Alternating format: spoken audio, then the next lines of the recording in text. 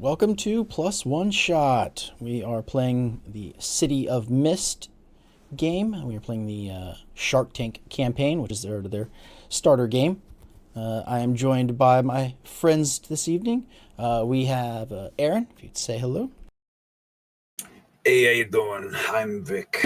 I'm here to do crime. No, to stop crime. I'm stopping crime and also running a nebulous line between crime and not crime, apparently. Thank you. Christina, from you. Hi, it's me, Tara. I'm wearing a brand new Chanel suit this week. with poutine on it. With Pusheen. Yes, this is Pusheen Couture, okay? And Michelle. Oi, oi, oi, oi, oi. Oi, oi, oi, oi, oi, oi, oi. Thank you. It's so much about you. And I am the lovely master of ceremonies, Philip. And yeah, let's get this started. Last we left, we were at the what was it? Oh, at the pawn shop. You're at the pawn shop, talking to them, and you had found out that the people who are the two brothers running it are less than upstanding citizens, to say the least. It's a very diplomatic way to put it. Yes. Dip bad guys. They bad guys, yeah. Did anyone have a monologue for today? I can't remember. I don't think we assigned anyone. Yeah. I mean, we did, but it's okay. Was it me? It was you. Was it? Okay. Shit. I'm sorry. That's all So good. sorry. I'm really not with it today. I'm so sorry. Fine. It's all good. So yeah, we'll just start off with the idea that they were in the pawn shop, learned that the two brothers who are running the place have some sort of ability that was making the atmosphere very suggestive.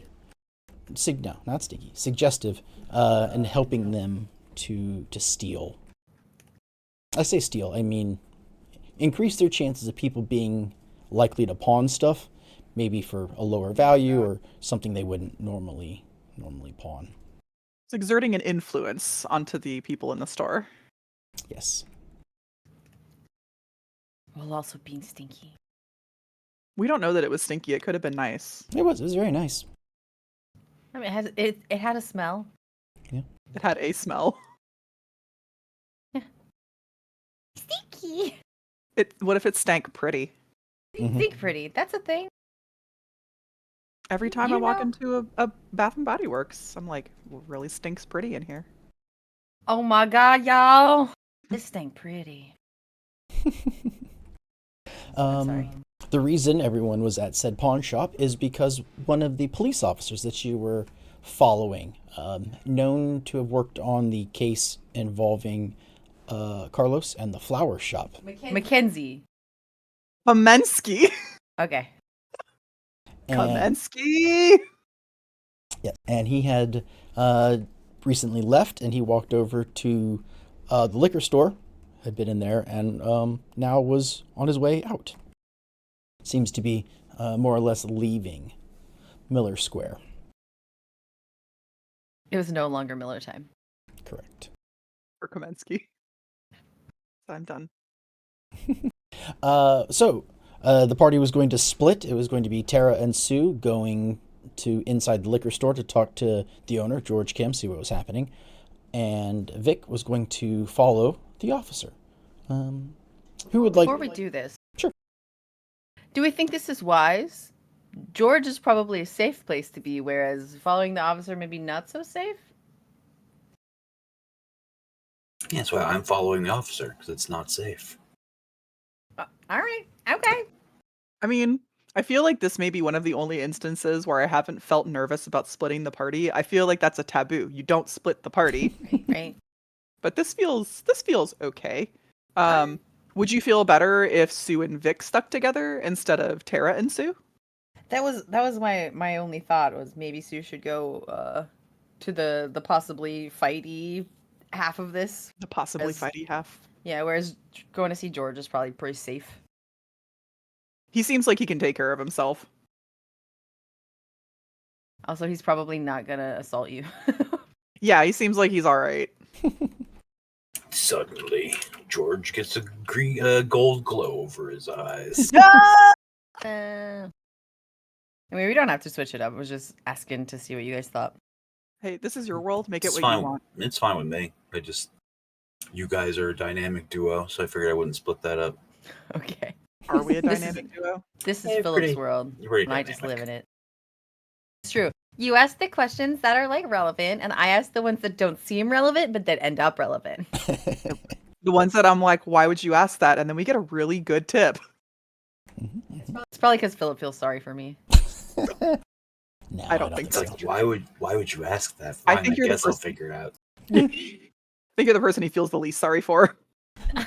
Maybe. Okay. Well, who wants to take the spotlight first? All right. Well, we're leaving the pawn shop. I'll do it. I'll do it. So Sue, are you coming with me or are you gonna head out with Vic? I guess we'll keep the dynamic duo together. All right. So You're like a pink flouncy Batman.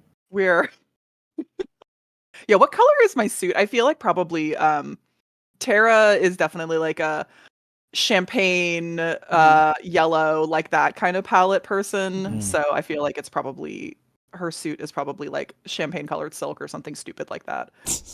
Like absolutely dumb to wear out in like about town. It's gonna get filthy. She's not a practical person. I don't know what to tell you guys. Let's go.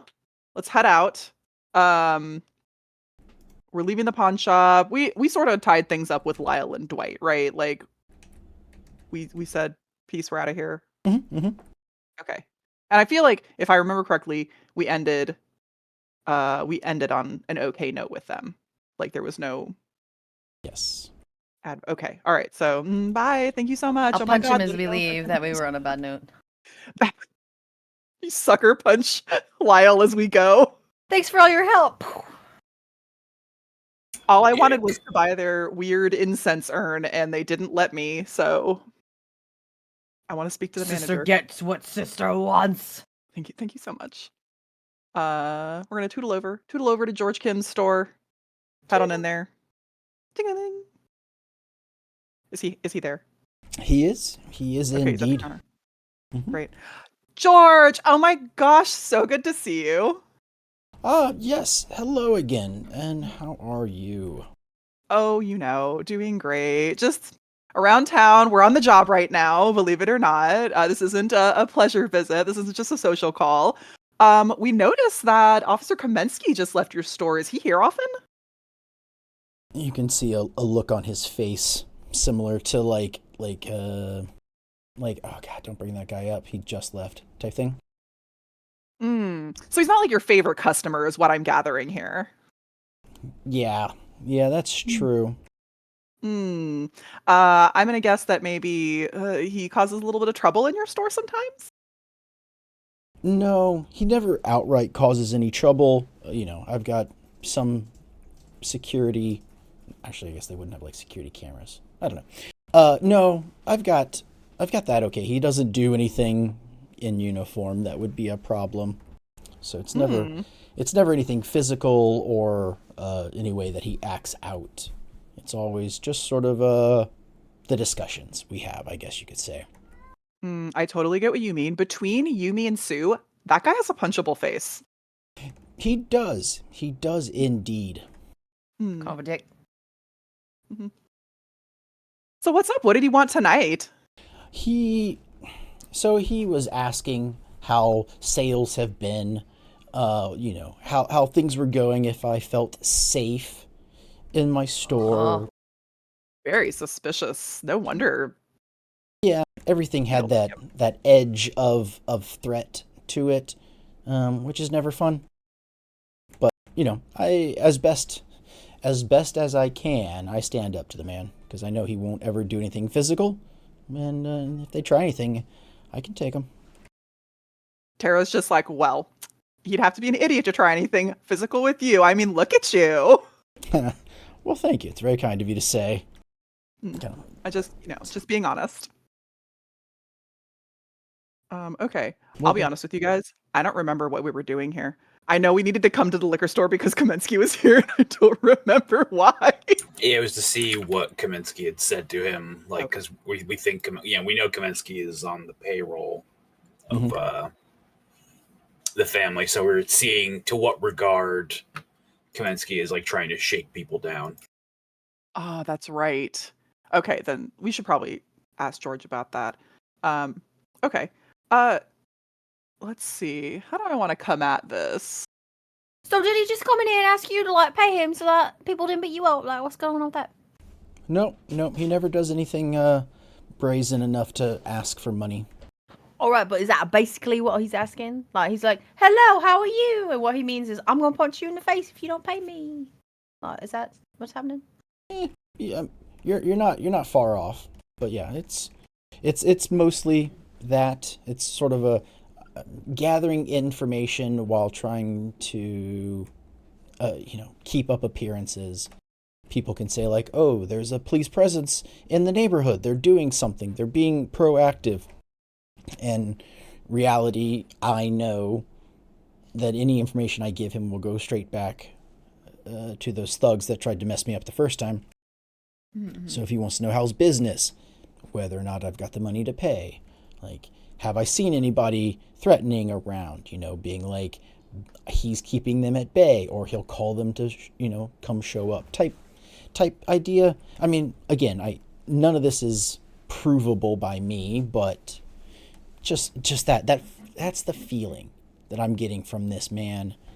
Just sort of makes, kind of makes the hair on the back of your neck stand up, the way he describes stuff. Yeah, no, we have sort of the impression that it doesn't really matter what they're saying. It matters what they are actually doing and suggest. Do you think do they do this often? Yeah, Officer Kaminsky's been in a couple. He sort of like thinks and trying to remember like how long this has been happening. It's been going on, probably not as long as the family's been messing with us, but they're close. So I couldn't tell you which one started first, or let me say that the family coming in and trying to get protection money and whatnot happened first, but it was shortly thereafter, and I don't know if that's just because I hadn't seen the officer here prior to that event, prior to this whole thing starting. He could have just been driving around, and Miller Square was always a pretty safe place, so we didn't really have a whole lot of cop interactions. This is sort of a new thing that they've started doing.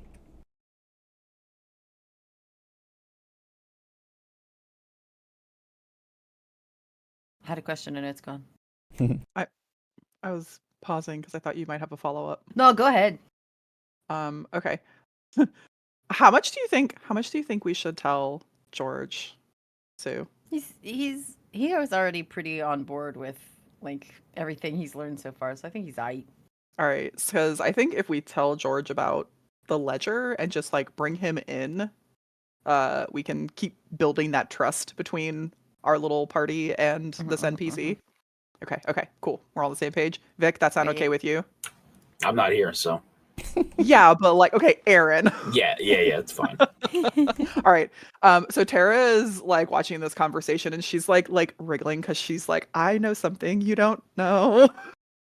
And she's really proud of herself for all the clues she's collected. And she's gonna lean on the counter and be like, George, I have something so interesting to tell you. George of Yeah. the jungle. Friend Oh my to God, you and me. okay. So yeah, that's right.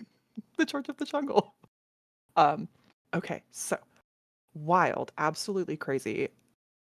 My brothers and I were maybe snooping around somewhere we weren't supposed to be, and we found this ledger. And Kaminsky was in there. Kaminsky was in there with another officer, and they're definitely receiving like bribe money. The cops are crooked, George. He's sort of like, he doesn't seem shocked by that information. Definitely doesn't. Yeah. Tara. No. But like, He's like, like one of those things where it's like, okay, you have just confirmed his suspicions. So it's sort of that like, okay, I've got the actual information, and I can link it all up. Yeah, I believe it. There's always suspicions. There's always just, I think he's being threatening by the way he's saying. I think this is what he's implying. But with that, all the dots are now connected for him. Okay, good. Uh, okay. And if you think that that's crazy, we found out. Is this a no, Sue? Is this a No, don't tell him? I'm Oh, I'm, this I'm is being like, no. You don't even know the half of it, George. We found out. Listen, we went to the police station and talked to the coroner, and that poor lady is really in it. She has no idea. she a Sam, cougar. Sam was murdered. Okay. I had questions. Sam seemed like a great guy. He didn't seem like something he would do, leaving his wife like that. Yeah. Damn those bastards. God. Yeah, damn those bastards. Exactly. But on the opposite side, now we know that they will kill for this money. You could see his thought process of maybe he shouldn't be fighting back so much. He can defend himself, but if they're willing to kill for it, maybe he needs to. That's the thought that you can kind of see, flash across his eyes. The gears are turning. Oh, his life is fully in danger. Listen, George, we're not trying to scare you or anything like that. We have no expectations. We just wanted to tell you, since, you've been a really big help to us. You're our friend now, and we don't want you to put yourself in more danger than maybe you should. But also, if this makes you feel some kind of way about the Falzones and the cops and all of that, we'd love to still get your help in this whole situation should we need it. Yeah. Okay. I Great, mean, if they awesome. want to mess with us, I don't see why we don't just mess right back with them. Yeah. Right. You seem like a guy who can handle yourself in an altercation, so, just kind of behooves us to have somebody like you on our side. Yes. Well, thank you. Yeah, I definitely can. I think yes, I could definitely be of help, especially with the three of you. Now, out of character, he has never seen the three of you fight or your abilities. Okay. He knows that you guys are special like him because you mentioned it to him when one of you noticed that the tiger was starting to move on his arm. Mm-hmm. So you all realized he was special. When you brought that to his attention, he realized you were special, but neither of you have really seen each other go full powers. So Yeah. So I mean, how much good does it do us to talk about it, also out of character? How much good does it really do us to talk about it? I know the mist, even with people who have mythos, it will obscure it. Yeah, so it they won't know exactly what it is, unless you tell them. If you specifically told them what rift was inhabiting you, then they might be able to piece it together. But if just from seeing powers, seeing you do something special, they wouldn't be like, oh, that's the rift of, and be able to answer it. So, but that's sort of up to you as characters. Would you think your characters would want to know what he could do to if you want him to be in a fight with you, you want to know what his powers are? Do you think that him knowing your fire and water and light and stuff would help him? Okay. Yeah, and I'm still really curious about what his power is. I guess I had been under the impression that you really just can't talk about your mythos at all. You can't divulge what your rift is. You can. There could be some slight danger to it, to having someone know your story within the lore and the setting of the books. The mist covers a lot and helps sort of protect a lot of the sleepers, the people who don't know what's happening. But within the people who are powered, you have this desire. That power has this desire to finish its story, to finish its lore. And so if you know someone's story, then theoretically you could help them along and maybe get them to that end, which in most, folklore and gods and whatnot, does not end happily. Right? So there's very few myth stories that are like super happy endings. They usually die for some reason. So I don't feel like that's true. really, I think like legendary figures and mythical figures do, but I think like gods in general. Well, I don't know. I guess there are a lot of stories where gods get like imprisoned or make trouble for. Really, it's the mortals I'm worried about, not the gods. Gods are out there just really messing it up for the mortals all the time. I say my mythos story ends with my god being dead, so No. Yeah, no, Amaterasu is celebrated every single year, so oh, okay. But someone may try to imprison you, or whatever, like put you into their own cave of wonders. I guess like is it Izanami, right? Is the goddess of the underworld? Is it Izanami? Yeah. She Her mom. She got fucked. Mm-hmm. By him. It's kind of Hades. the worst if you think about it. Hades is trapped there, more or less. Did you look up Aaron's character story? No. He's also actually our character's brother, and he's the reason that our mom is dead. Come on! We don't know her. She's not our real mom. Izanagi's not our real dad either. You know my real dad. But thanks for the money, though. he's Yeah, thanks for the money. just Daddy Warbucks. Yeah. Yeah, he is Yeah. Daddy Warbucks. Oof. All right. Yeah, you can. It could be bad for people to know it, especially if they're like against you. If you think George is a trustworthy person and will help you, it wouldn't be too dangerous. But you may not want to give 100% of your secrets away. Yeah, I feel like we know George, but we're not like super tight with him. I feel like it doesn't seem reasonable at this point for at least for Tara. Like she probably would not divulge it. There's no reason to. Okay.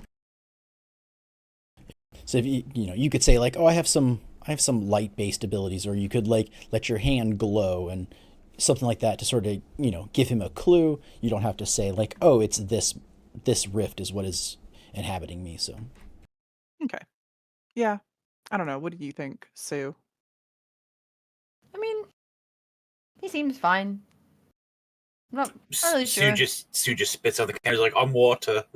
The water. I am the storm that is approaching. That is approaching. Yeah.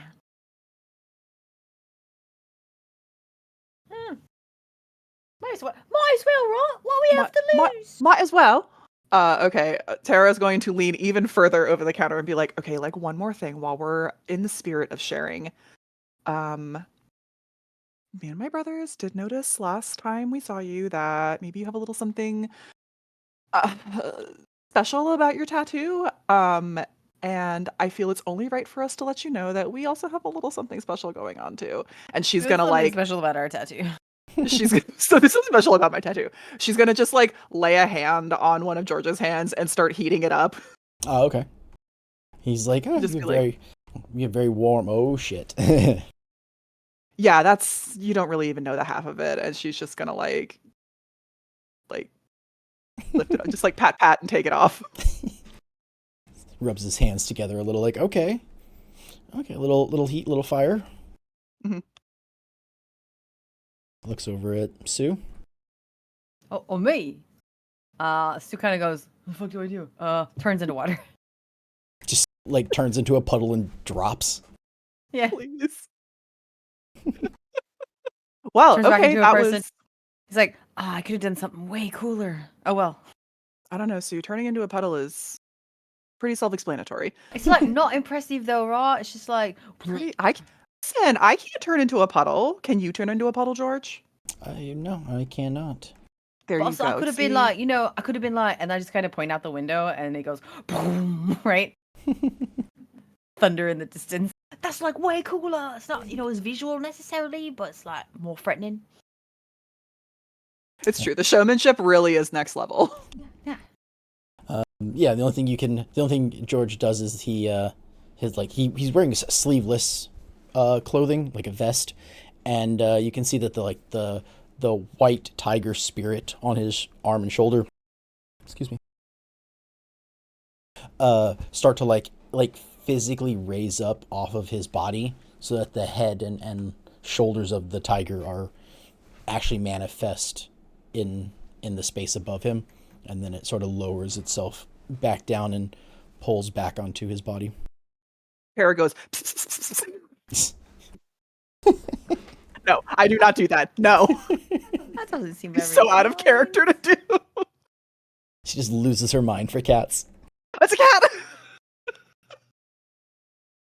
I would lose my mind for a cat. Me, Christina, loses her mind for a cat. All right. So, like, what does that mean? You like fuck people up as a big cat, or like, what is it? Yes, he can. He's more physical, and I can handle myself, but he the in my head, and I don't know if that's the way you meant it, but he sort of like takes it as like he can fight with a giant tiger, and then he kind of looks at Sue like, do you just turn into a puddle and wash away? Like, doesn't say that. You turn into a puddle and reformed, and it's like, okay, and then he has a tiger, and you question like how that's effective for fighting. Listen, I'm not asking that. I'm saying like, what the fuck are you? Like, we all have this connection, right? What is tiger? I haven't heard of a tiger. Just like, are you Tigger from Winnie the Pooh or what?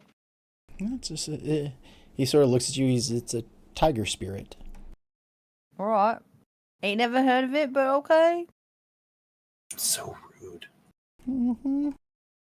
Well, I'm just curious, and I'm brusque, so deal with it. Oh, are you saying something, Christine? I think you might have muted. I did because I was trying to pick a piece of oregano out of my mouth. Or just saying Tara is unfazed. She's like, this is just Sue being Sue. Like, I'm used sorry, to- but also I'm I'm used not to this. sorry. I'm very used to Yeah. this. Yeah, you're just asking questions.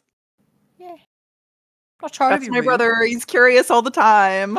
I might be a little rude. I'm not like really trying to be. No, you're Oh, not. was I? You're not malicious. Mm-hmm. No. Anyway, just wanted you to know. Yeah. Well, So I you're can- not like walking into some fight with some people who will probably get you killed or anything. Like we could help. We don't suck. Well, that's good to know. I mean, I Yeah. saw you take down those enforcers and the Delia the other day. So I mean, I know you can handle yourselves somewhat. 'Cause- Thank you so much. We can actually handle ourselves. Somewhat. Yeah, mostly he Somewhat. saw Sue and Vic fight because Tara was still inside and never physically saw her. But he fought off one or two of the thugs while Vic fought the other thug, and Sue was dealing with the Delia. So you already know I could turn into water. I don't think he ever saw you turn into water though. I think you were using lightning and stuff when you were fighting in the sword. All right. You turned water to get anyway. So speaking of, weird divine powers, George, might also be useful for you to know that the Falzones also have weird divine powers. Okay, it makes sense why they were so hard to take down. But I beat them once before. I think I can do it again. So whatever divine powers they have ain't that good. It's a good attitude to have. Love to hear it. Well, I don't have anything else to ask George for now. I don't think there was anything else. Is there anything else we wanted to do at the liquor store? I mean, did we confirm he will be willing to actually come out there with us? Do you want to go to a party in 2 weeks? Oh, should we ask George to like actually go with us? I mean, maybe like I don't know if he would stand out. Probably not to like the actual higher ups. How are we getting to that party? Do we have an invitation? No, it's only the Falzoni. So we need one of them.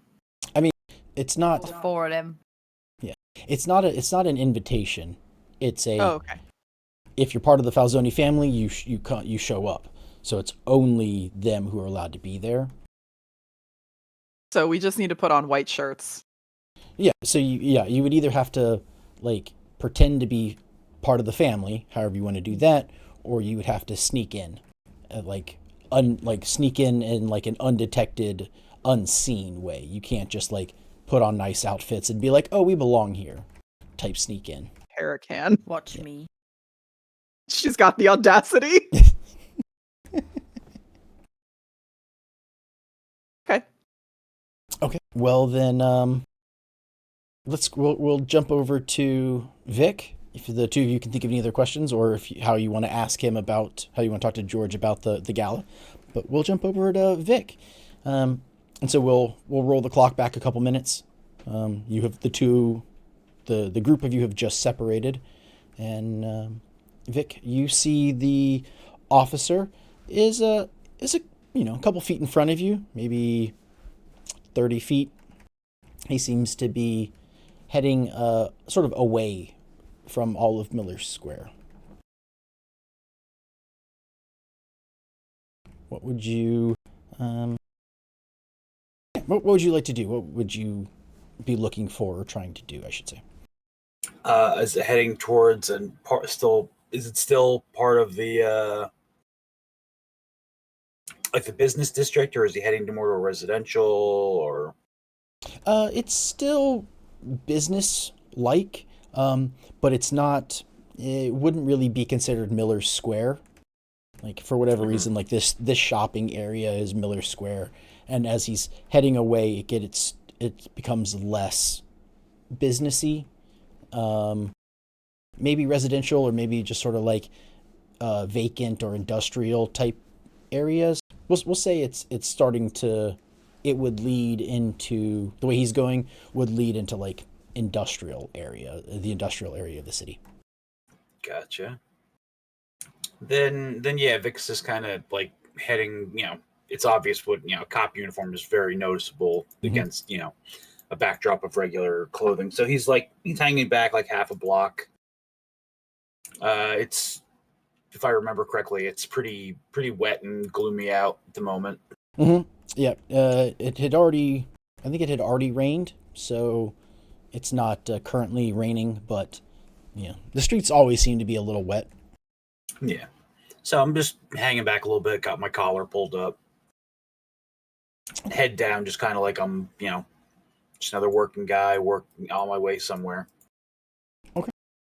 Trying to see if I notice him duck down an alley or, down a side street. Okay.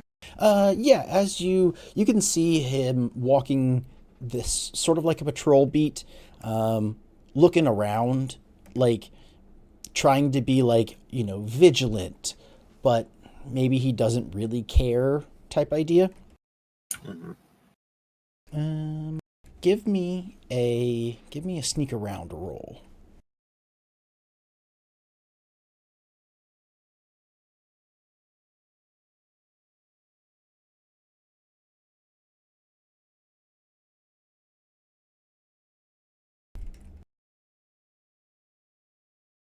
We'll see how well you can sneak around. Oh, very nice. Everyone that should fall for it falls for it. So yep. Nobody seems to notice you out of the blue for this area. You seem to fit in. You stay within crowds, keep out of line of sight, stuff like that. Yeah. Just look like a regular guy, Regular Joe. So you keep following for a little bit. Again, the industrial area, maybe on like the edge of his beat, and he starts to not quite like loop around, but he's starting to make what seems like a U shape, and looking off into the distance, like where he's, or not like a U, but like an L. You can see an area where there's a cop car sitting. You can presumably it's his patrol car. Mm-hmm. Do you want to do anything before he gets to his car?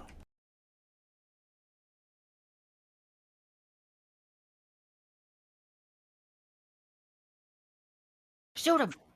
Smack him in the back of the head. You're like, Why? what? Why? I don't know. Just throwing ideas out. Just trying to gather more information that he was corrupt, but if he's just going to get in his car and go, I can't really.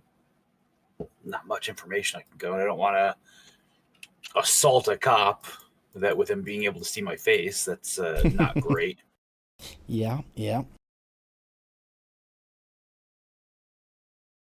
There are other things, like if you want to try and like slow him down or make him call somebody, those are other. Give him a distraction,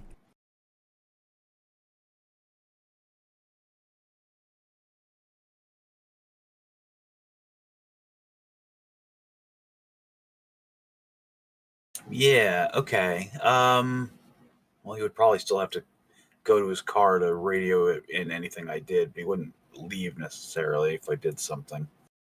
Mm-hmm. Is there a side street that would get to his car quicker by any chance? Like he's taking a route that's like going, like doing a outside perimeter. Is there like a alley or a side road that could possibly get me to his car a little bit quicker? If you ran, it would get you out of his line of sight, and you could run and get there. Yes. So yeah, Okay. he's basically like he's going to be walking down sort of an empty street. He's got to go down like a block and some, and then turn, and then he'll have access to his car.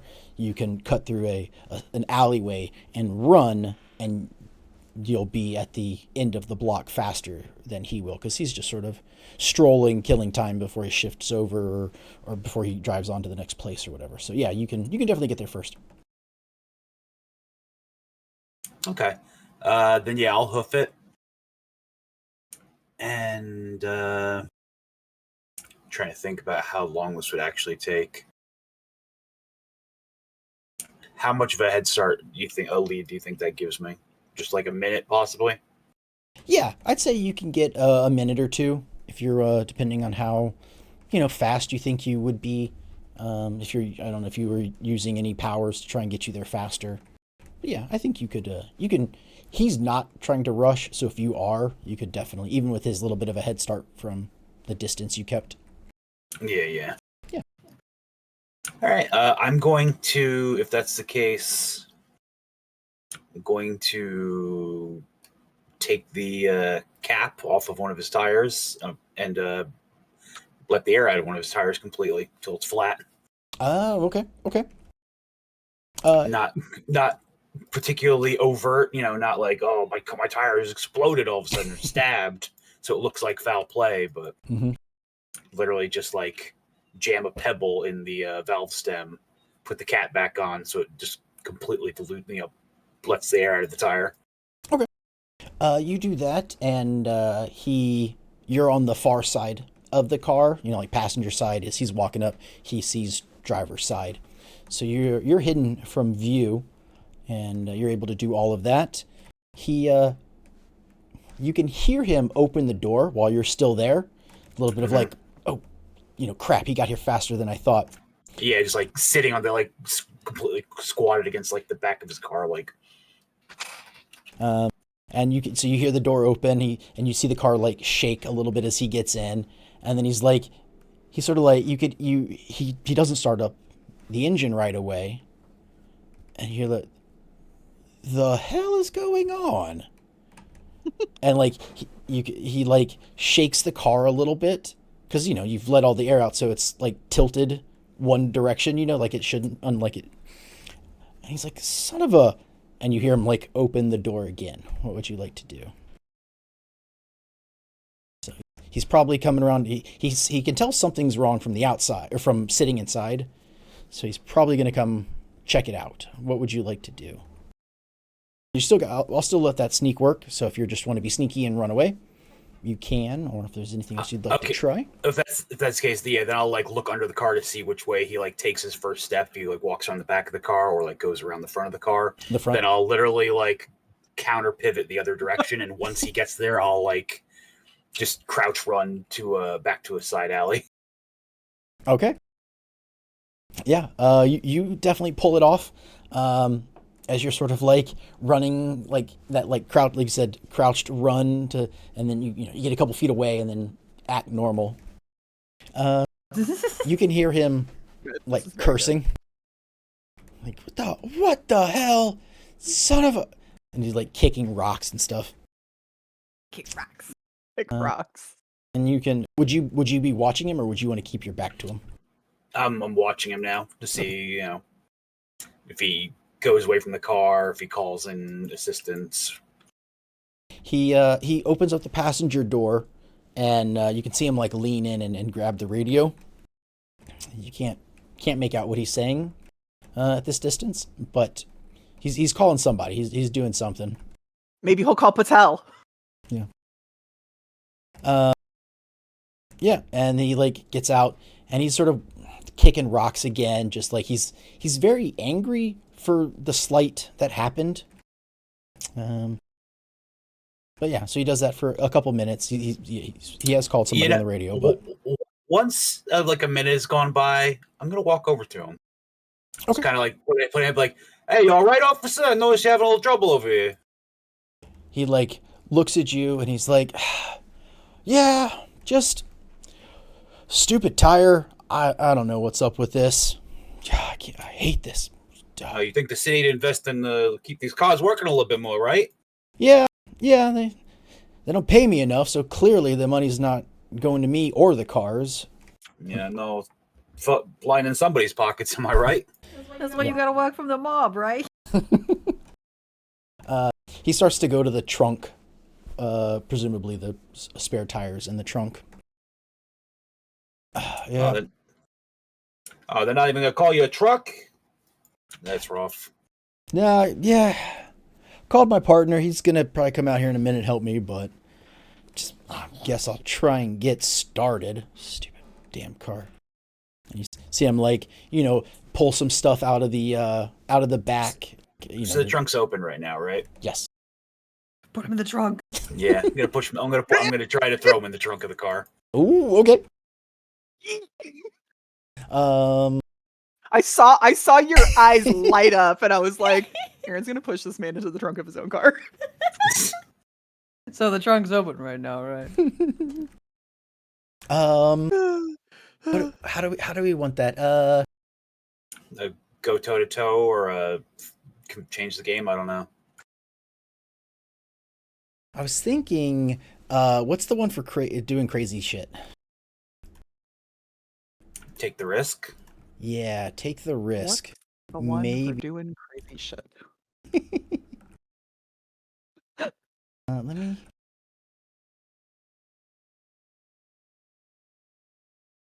Which one is that?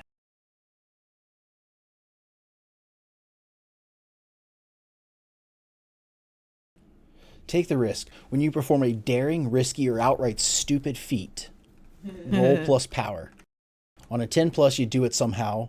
On a 7 through 9, things get messy. The MC will offer you a hard bargain or an ugly choice. Attempts a feat of daring.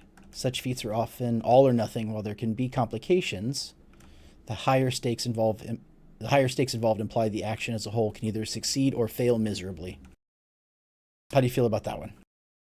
Sounds fine to me. Okay, let's do a take the risk. I think this is the first take the risk we've ever done on this show. I think it is, yeah. In all 6 episodes.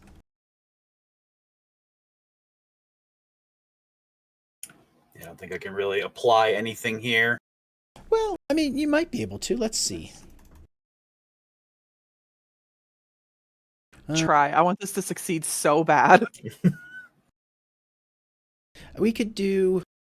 I'm thinking maybe the rage and the intimidating. Maybe, yeah. I was thinking rage. And I mean, you got to get close enough. So lying shamelessly. You are lying shamelessly right now, like you weren't Yeah. the dude who emptied the air from the tire. Fair enough. Fair enough. Oh man, weird. Your tire is flat. No way.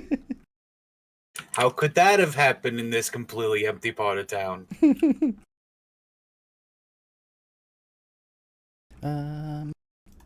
Do. Yeah, we'll do. Oh. That's the button I meant.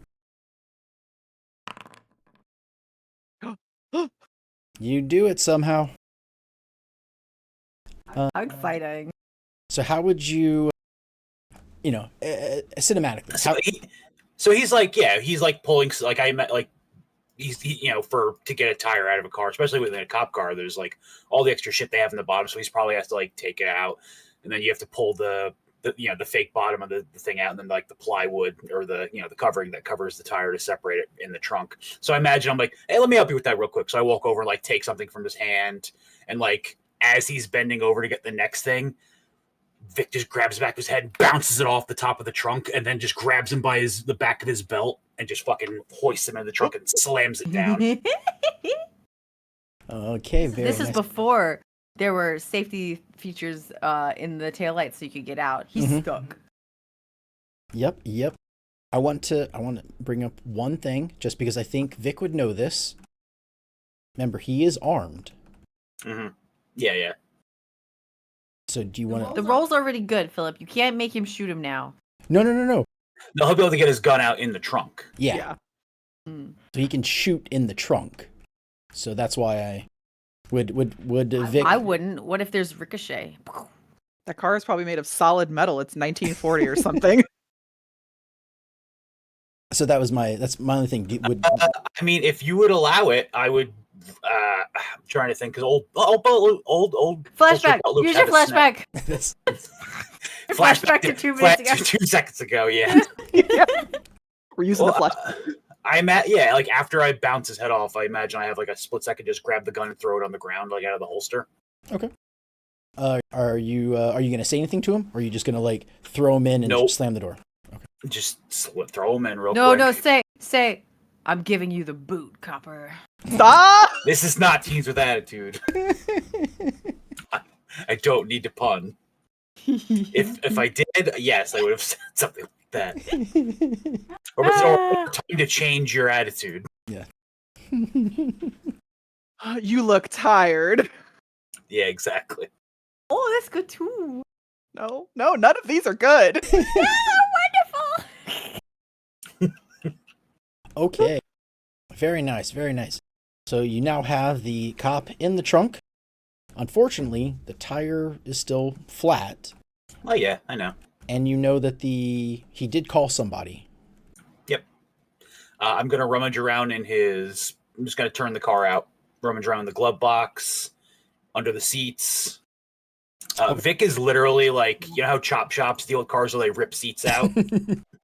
He's looking for anything. He is, he just literally like ripping seats out of the housing and throwing it like on the sidewalk. All the pretty much. information is in the trunk. Yeah, that'd be my luck. Okay, that's an investigation roll. So go for it.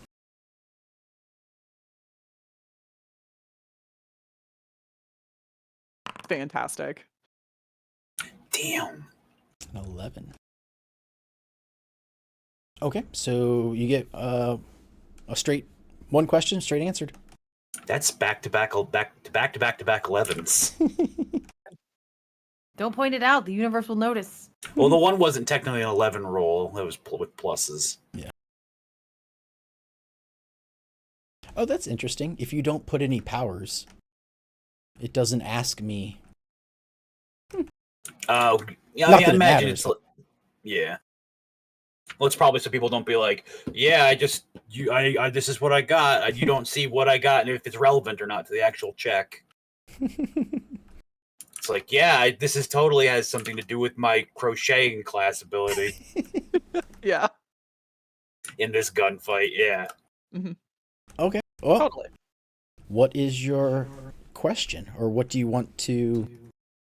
I mean, you can either be like, "What is your question?" or what are you looking to find? Or I'm looking to see if there's any direct what you call it, direct evidence of what he's like, of his connection to the Falzones. If there's like maybe an envelope with money in it that he's gonna deliver, or if there's like just a note from somebody being like, hey, so and so is behind on money, like go.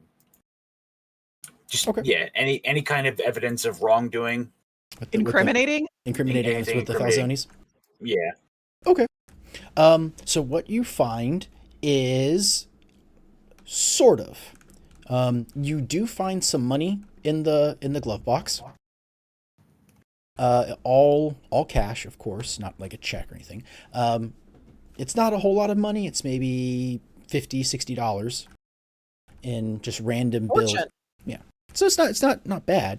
But you also notice that in the envelope is a birthday card. A Definitely. thank you note. a note about the gala that they are having, and it's not an invitation. He is not invited to the party, but it's the idea that maybe he might be working it. This is a payment to have him there. Mm-hmm.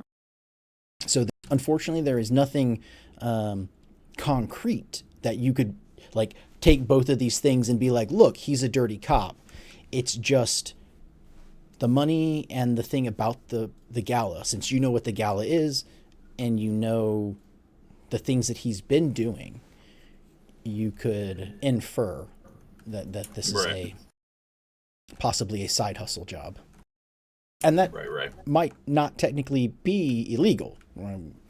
He may be allowed to have a second job.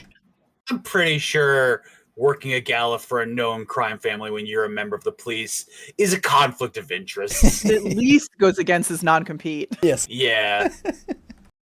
There is a problem there. If I'm working directly against it's like if you're in the military and you're like, yeah, I totally work for the other side, but I'm still on this side. Don't worry, guys. Yeah.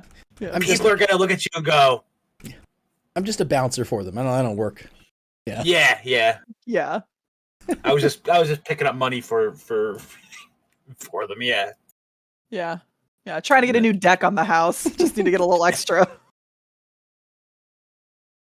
Hey, Philip, can you pick up that Mountain Dew can again, please? Thank you. I hold it just right. It completely vanishes. It's really good. Wow.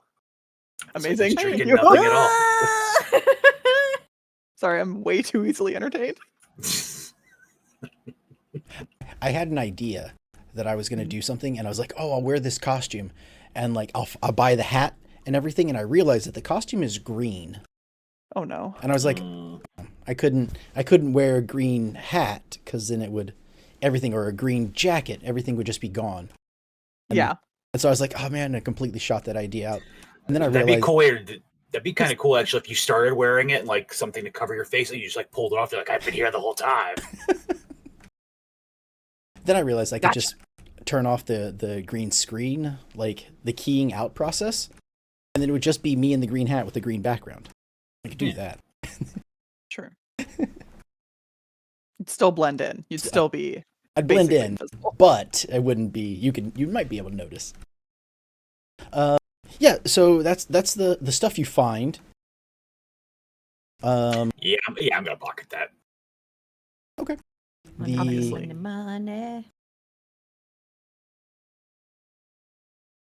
Yeah. Okay. Once you've done that, you can hear him like moving in the back. You hit his head. You stunned him, but it wasn't enough to like knock him unconscious, or at least not unconscious for long. So you can hear him sort of like rolling around and like, yelling. The trunk's probably shaking. Yeah. What do you want to do? Do you pulled the gun out? It's sitting at the back of the car. If you wanted to like throw that away or do something like that, you can.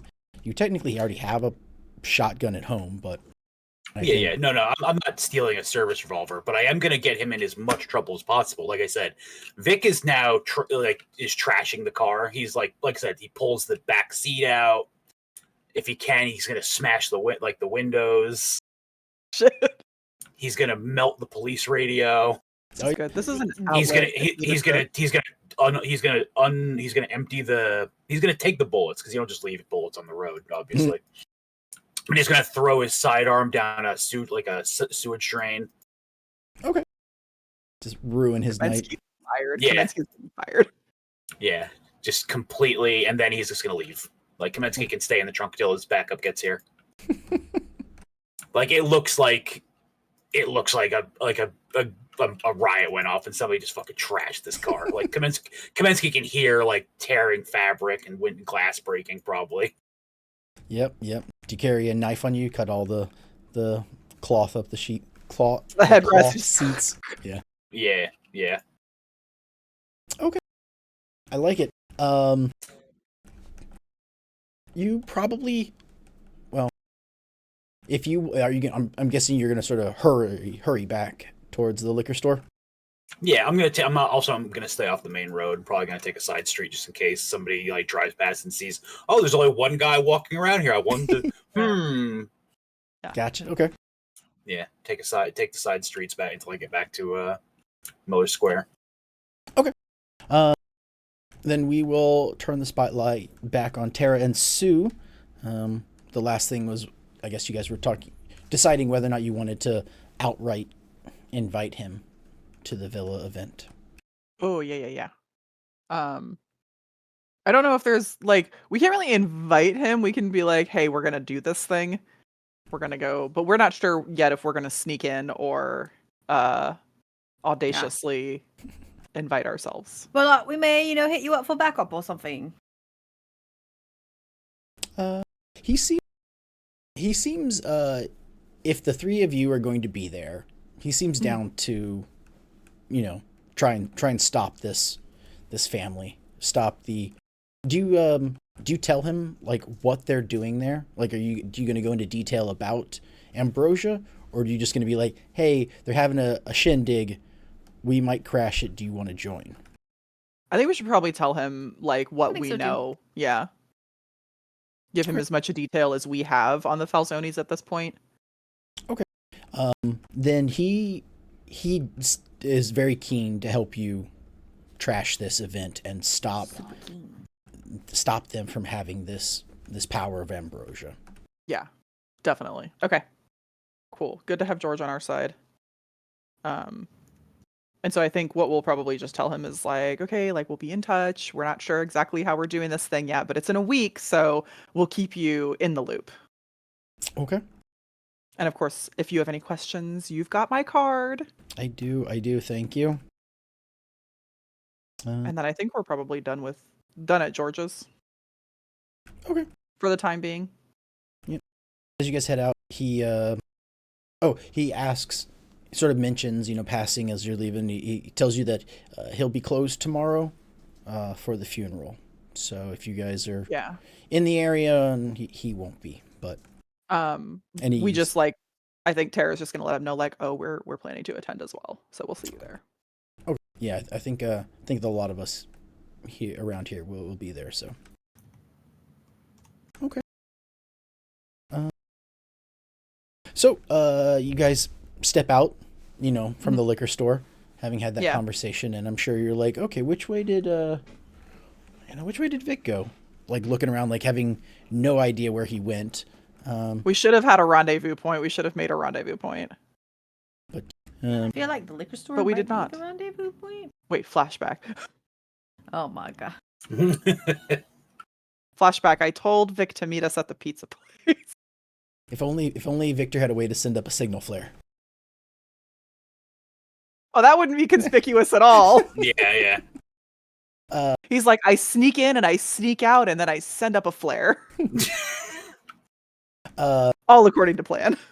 So as you guys are sort of looking left and right, thinking like, well, I don't know where to you can kind of hear the footsteps on concrete of a person running, and out of one of the side alleys, you see Victor catch up.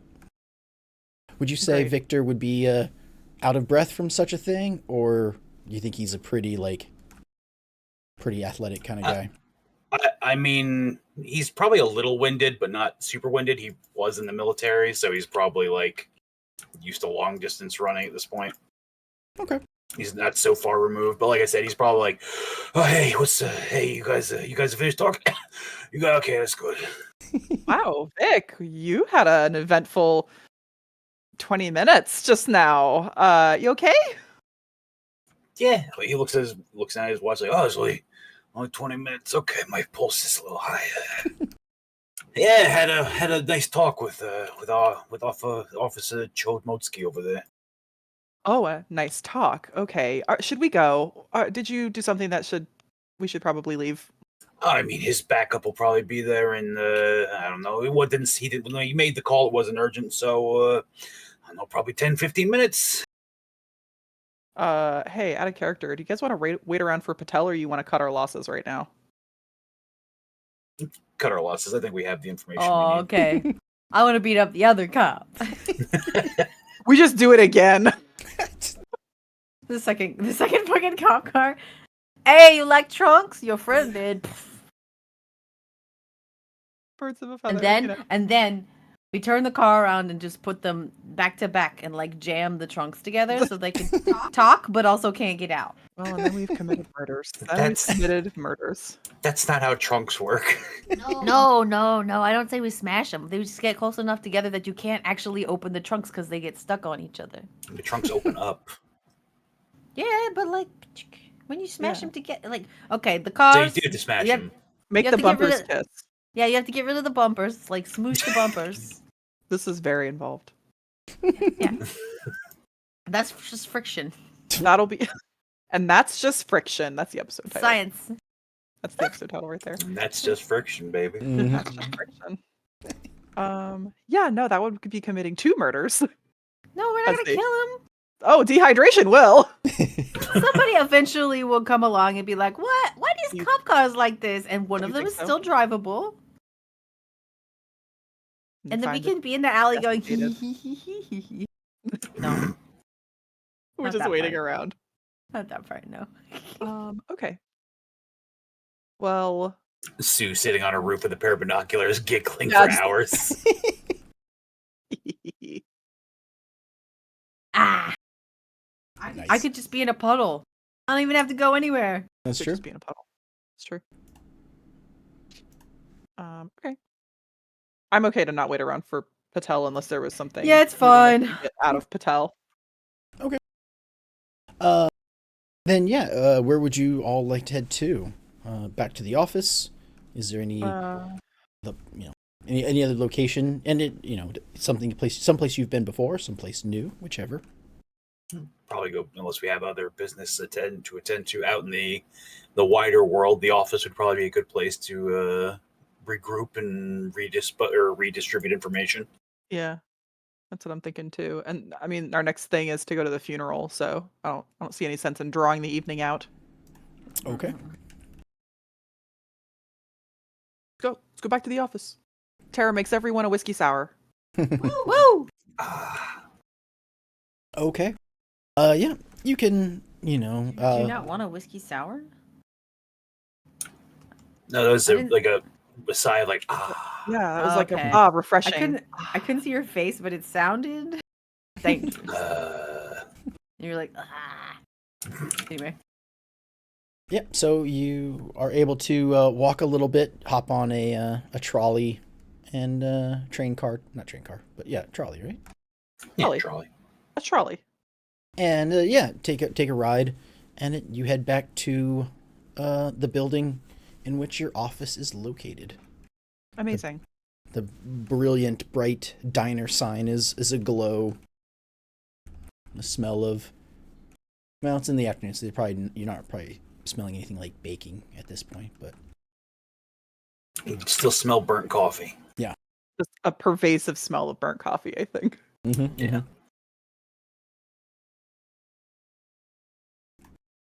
So yeah, once they get back there, Vic will toss the envelope onto the desk.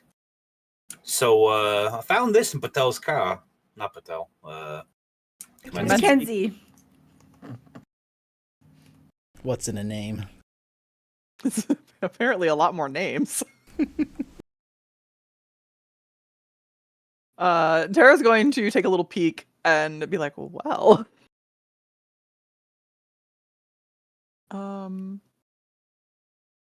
I guess that means that we could expect to see our friend Officer Patel at this event as well.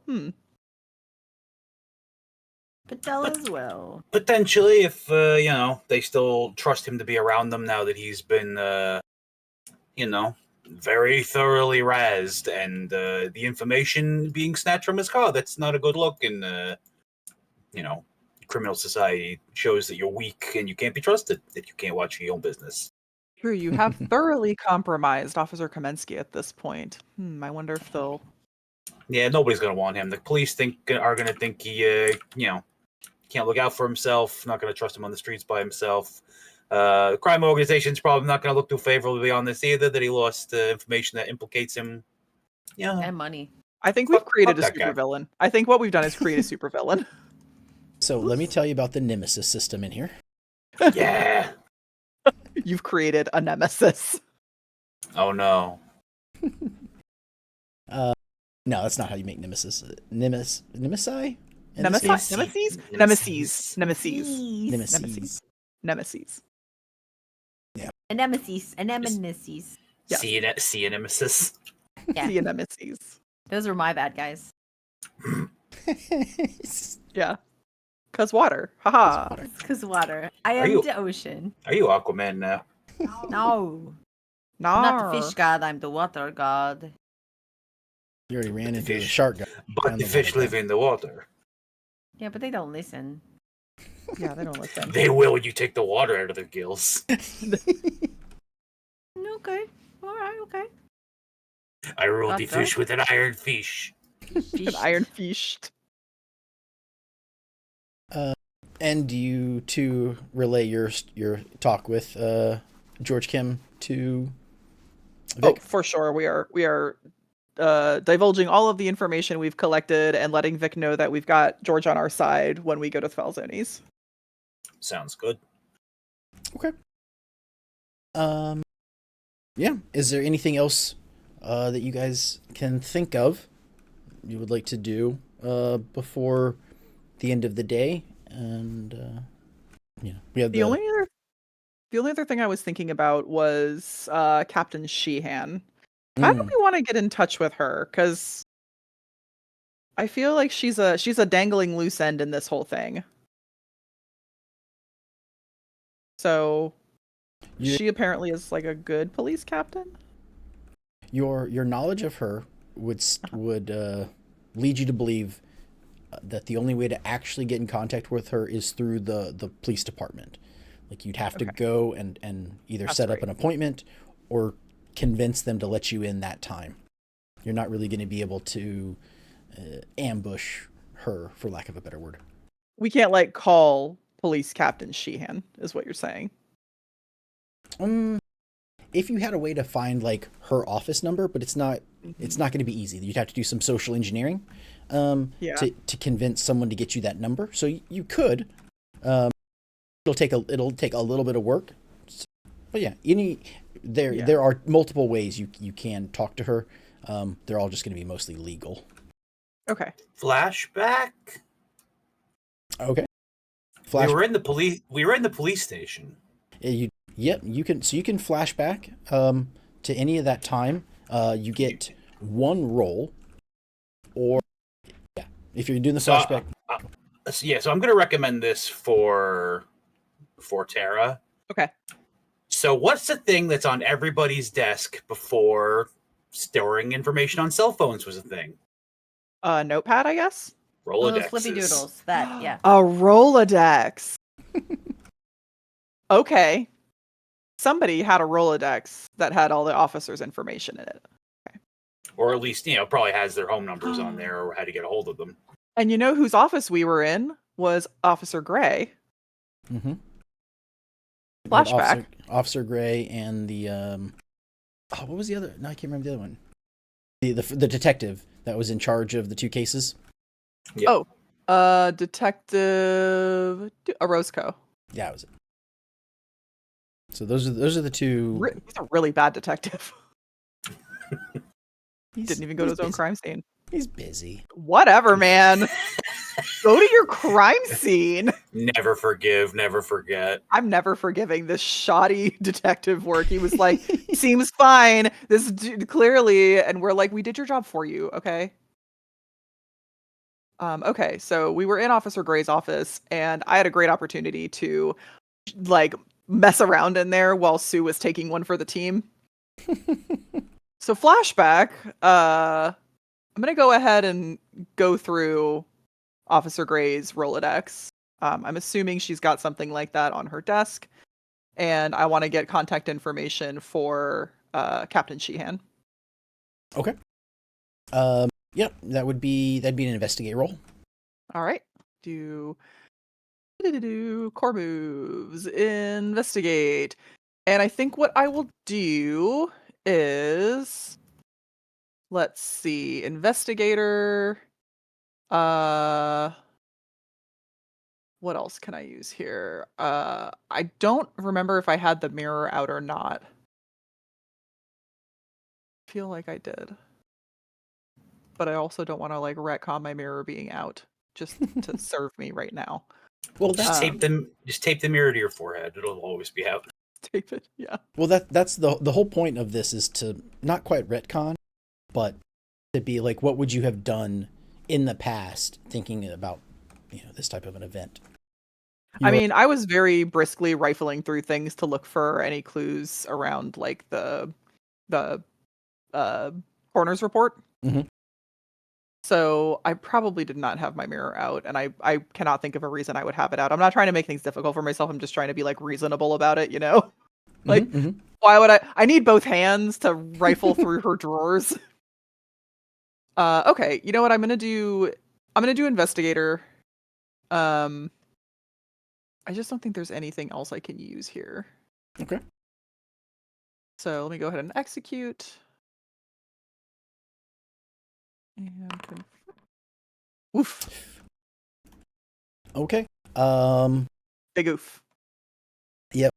So you think back and you have a number, but unfortunately dialing it doesn't get you anything. Mhm. There's no one on the other end. Like, it's just, what am I trying to say? Like, it's this call cannot be completed as dialed type thing. The switchboard is not connecting. Mm-hmm. Got it. All right. Well, we tried. Good use of flashback there, and like, thank you for bringing that up. Philip has handed me a loaded gun. Yeah, it's in the game, and you each get one per session. So, but so one of the things that, because it's a hard move, I take something away. I can take something away. Arnott.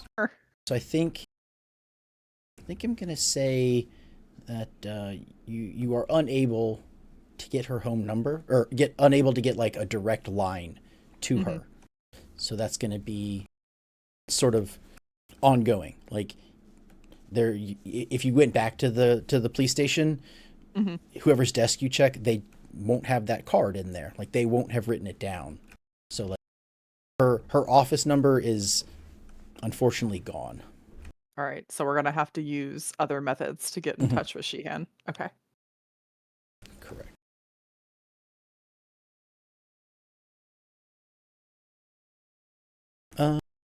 Yeah. Anything else? Any other places you'd want to go visit or something like that, or would you like to call it a night and we can move to the funeral scene?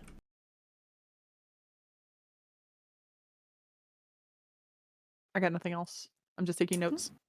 Yeah, I think we can call it a night. I know normally at the end of the day we do the downtime activity, but I don't think there's really. Well, we didn't do one from last time we played, I don't think. I don't So, think we did downtime last time. then yeah, there's a little bit of time. You know, you still got several hours. You all can continue to do your own personal things. If you want to do, if you all want to roll your downtime, this would allow you to take, whatchamacallit, attention.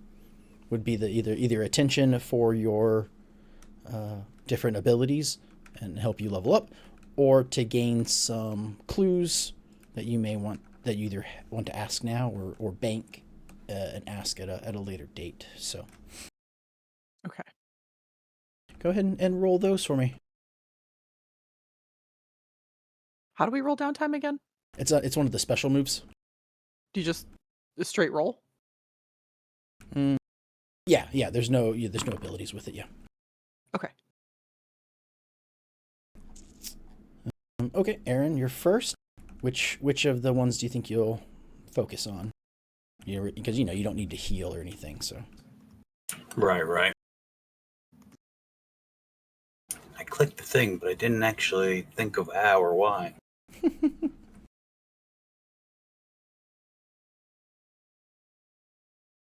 So your options are, this is for everyone to hear. Give attention to one of your logos. So whatever your normal human type jobs and responsibilities Normal are. human type jobs. You do that, and how you focus on being a normal mortal. You can do the opposite. You can explore your mythos.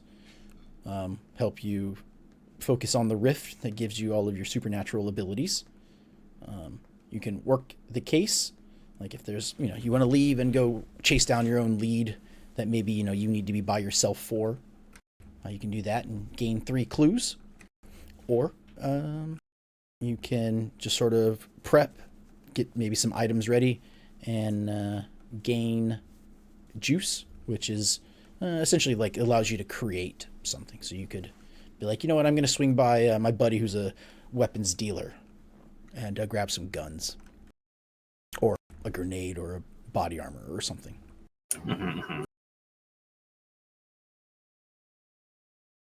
And of course, you don't have to pick for the clues in the juice. Right now, you don't have to pick exactly what they are. If you just want to tell me like, oh, I've got a buddy that sells some like illegal goods, I'm going to swing by there. Okay. Then when the time comes, you can say like, oh, the things I picked up are a grenade and a tank or whatever. A whole ass tank. A whole ass tank. Just to refresh my memory real quick. The logos is the orange and the mythos is the purple? Correct. Okay. Orange is logos.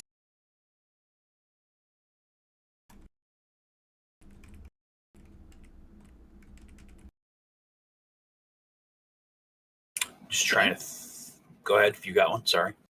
No, I mean you're up. If you have thought of something, do it. If not, I can step in. I was just trying to think of how I would do this without giving. I was I technically was wanted to try improving my my first logos, the smooth criminal logos, by giving anonymously delivering a copy of the information we have on Patel or Kaminsky. Mm-hmm. Patel is just such an easier name to say. To the police department. Okay. Are you thinking of to expose that he is, has connections with the Falzonis? Okay. So you're looking to go talk to IA or something? I wanted to try to do it as anonymously as possible, I guess. But if I have to set up a, you can. I'm just IA, Internal Affairs, yeah. Okay. I mean, you can get it sent to them or turned over without having to identify yourself. Yeah, something like that. Make a copy of, the letter and whatnot, and the envelope with the money in it. Okay. I have given you one attention to a smooth criminal. Dun-dun-dun-dun-dun-dun. Yep. They have by doing so, you have essentially started the process of exposing the corrupt cops that exist inside the organization. Nice. Yeah. It's real good. Fuck those guys. Yeah. Okay, who else wants to go? Michelle, it sounded like you were thinking about something. Yeah, if you ain't got nothing ready, I got something ready. Not quite ready. Okay. I'm also gonna take this I gotta hit the button. Where's the button? Special Where's the moves. button? It's not a core move. That's on. I was already on it and didn't Oh. even notice. I'm gonna give attention to one of my loguses. To the logos. Okay, which one? Yeah. Helldiver. Mm. And you can tell me if this is too simple. This is the logos that holds my swordsman action in it. Okay. So I figured I could just do some katas, do some like mental stability exercises, just kind of have a zen swordy moment. And is this to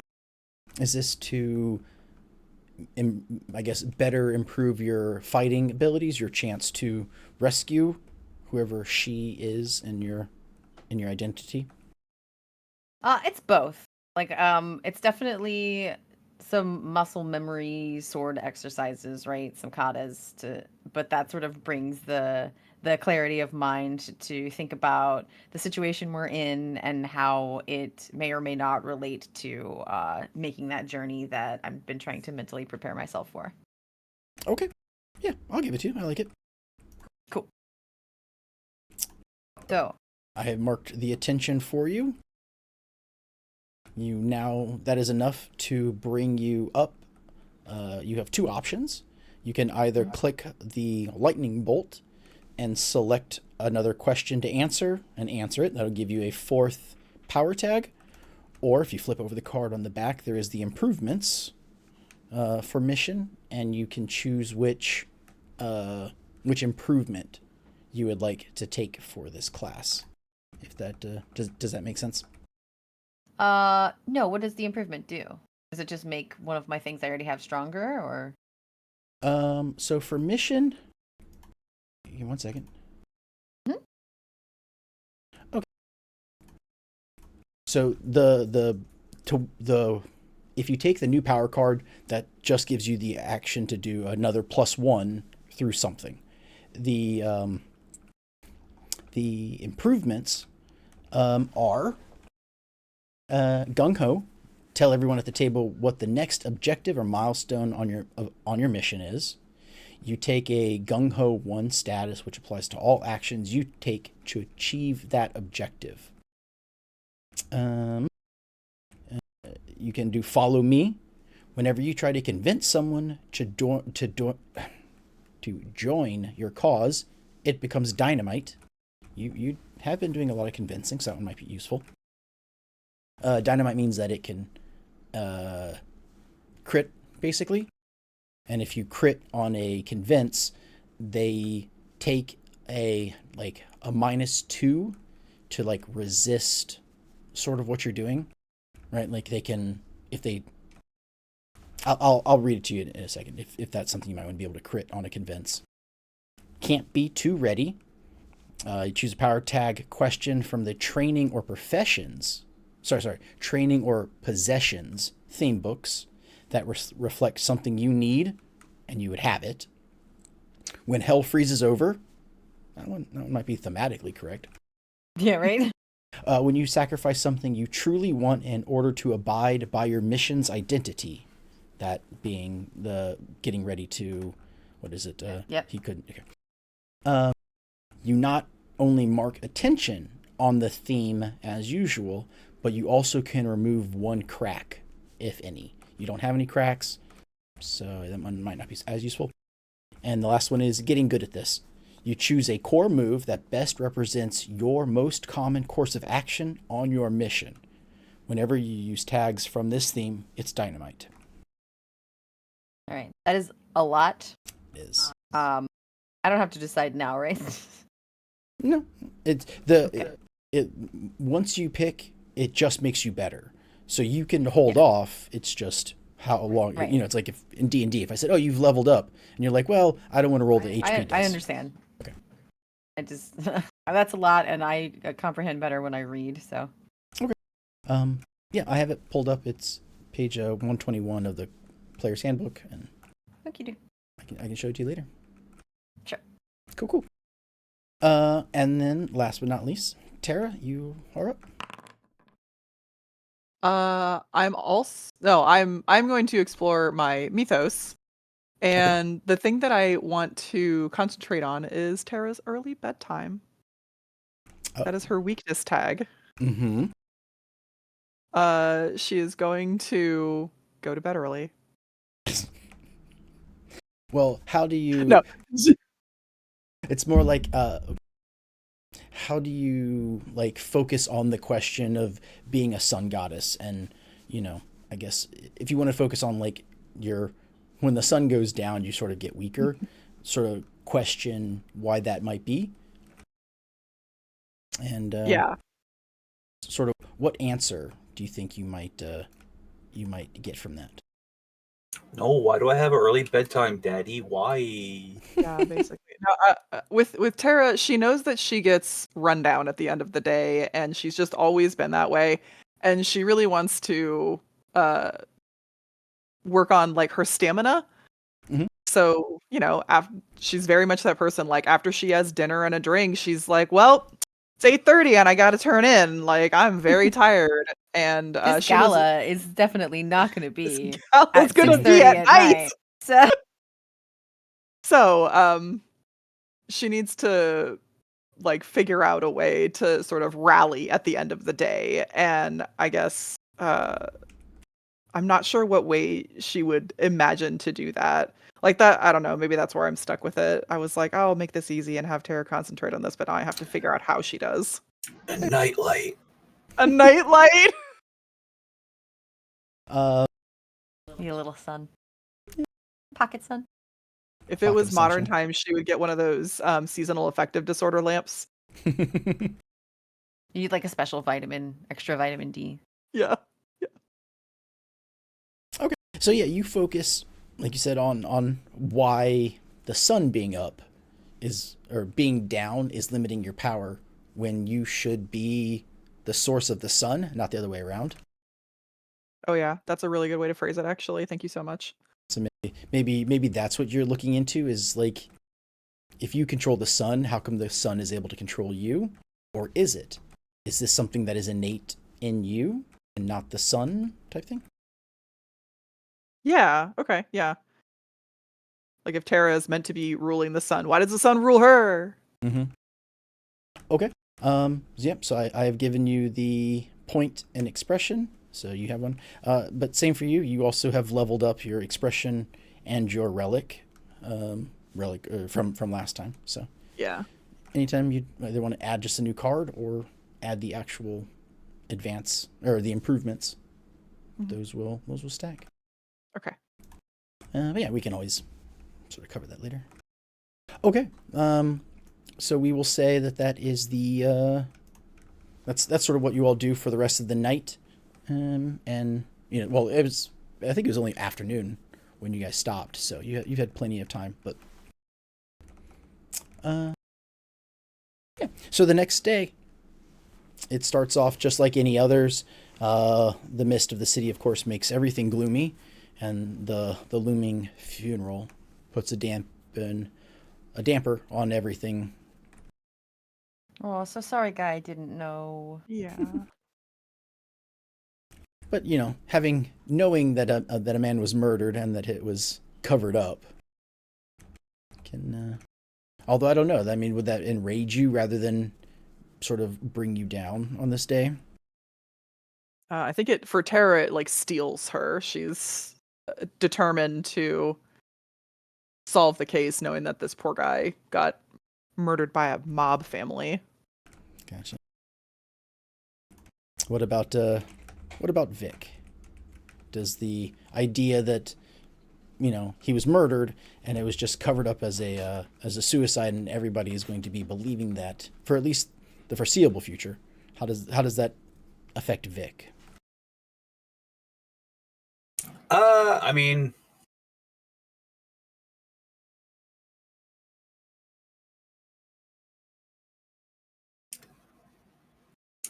it's like Vic has seen this kind of thing happen before. Yeah. It sucks, but he's just kind of like, doing what we can to fix this so it doesn't happen again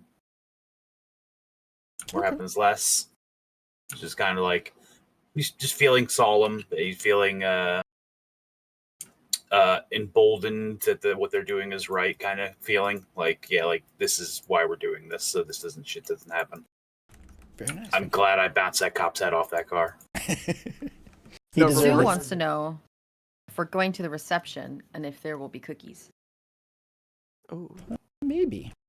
yeah. That's I mean, Also, he's real sorry about that guy. Gosh. so.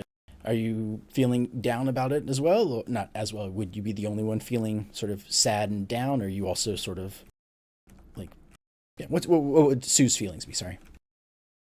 I mean, he's bummed that some dude had to die because people are selfish and bad.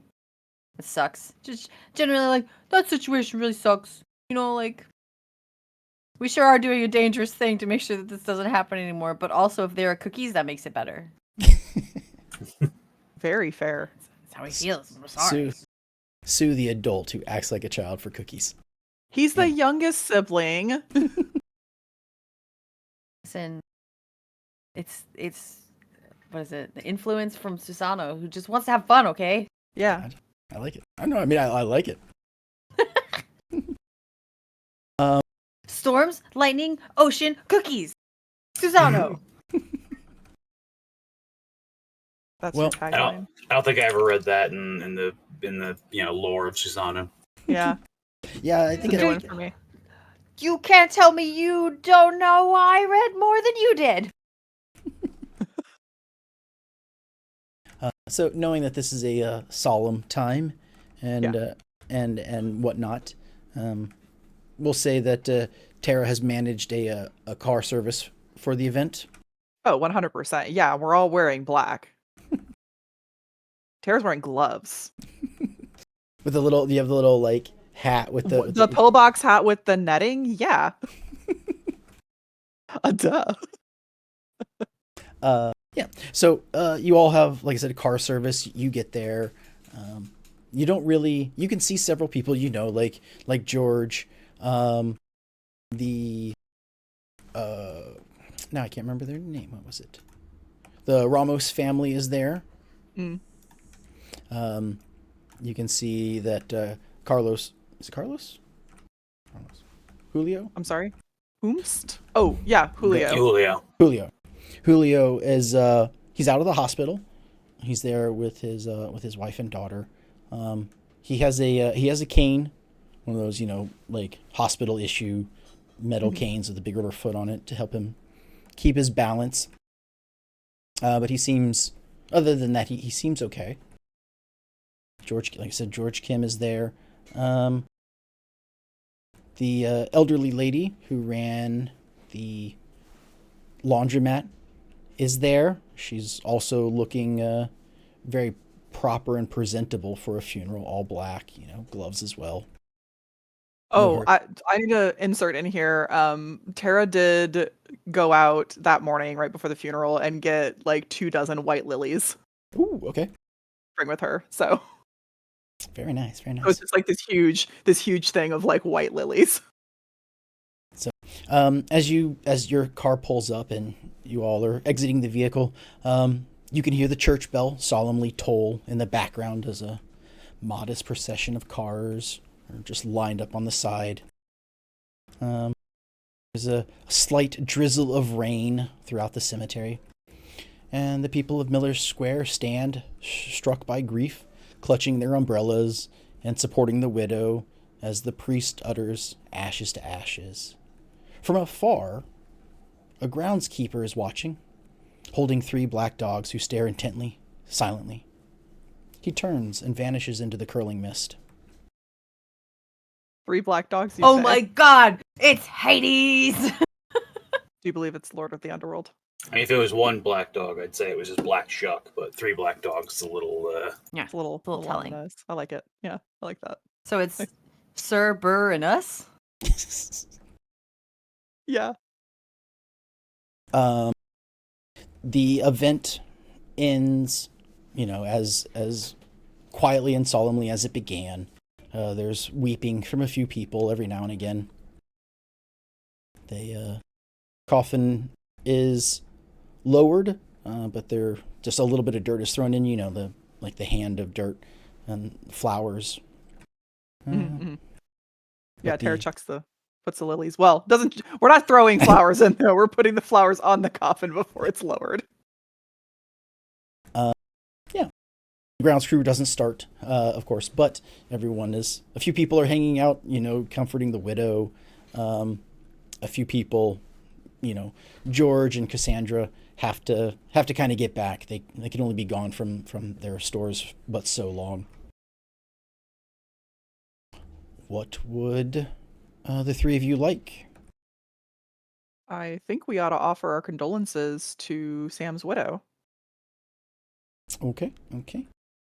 And I'm just looking back in my notes. Do we remember what her name is? That's not it. I feel like we know her name, and I feel like it starts with a P, but I could be wrong. Yes. Have James we? says the dogs' names are Sari, Bear, and Usi. Adorable. Perfect. Did we talk to Sam's widow at all? No, we have not No, spoken this to is her. the first Yeah. opportunity we've had. Her name is Linda. Linda, listen. His name's not Bob. She can't be Linda.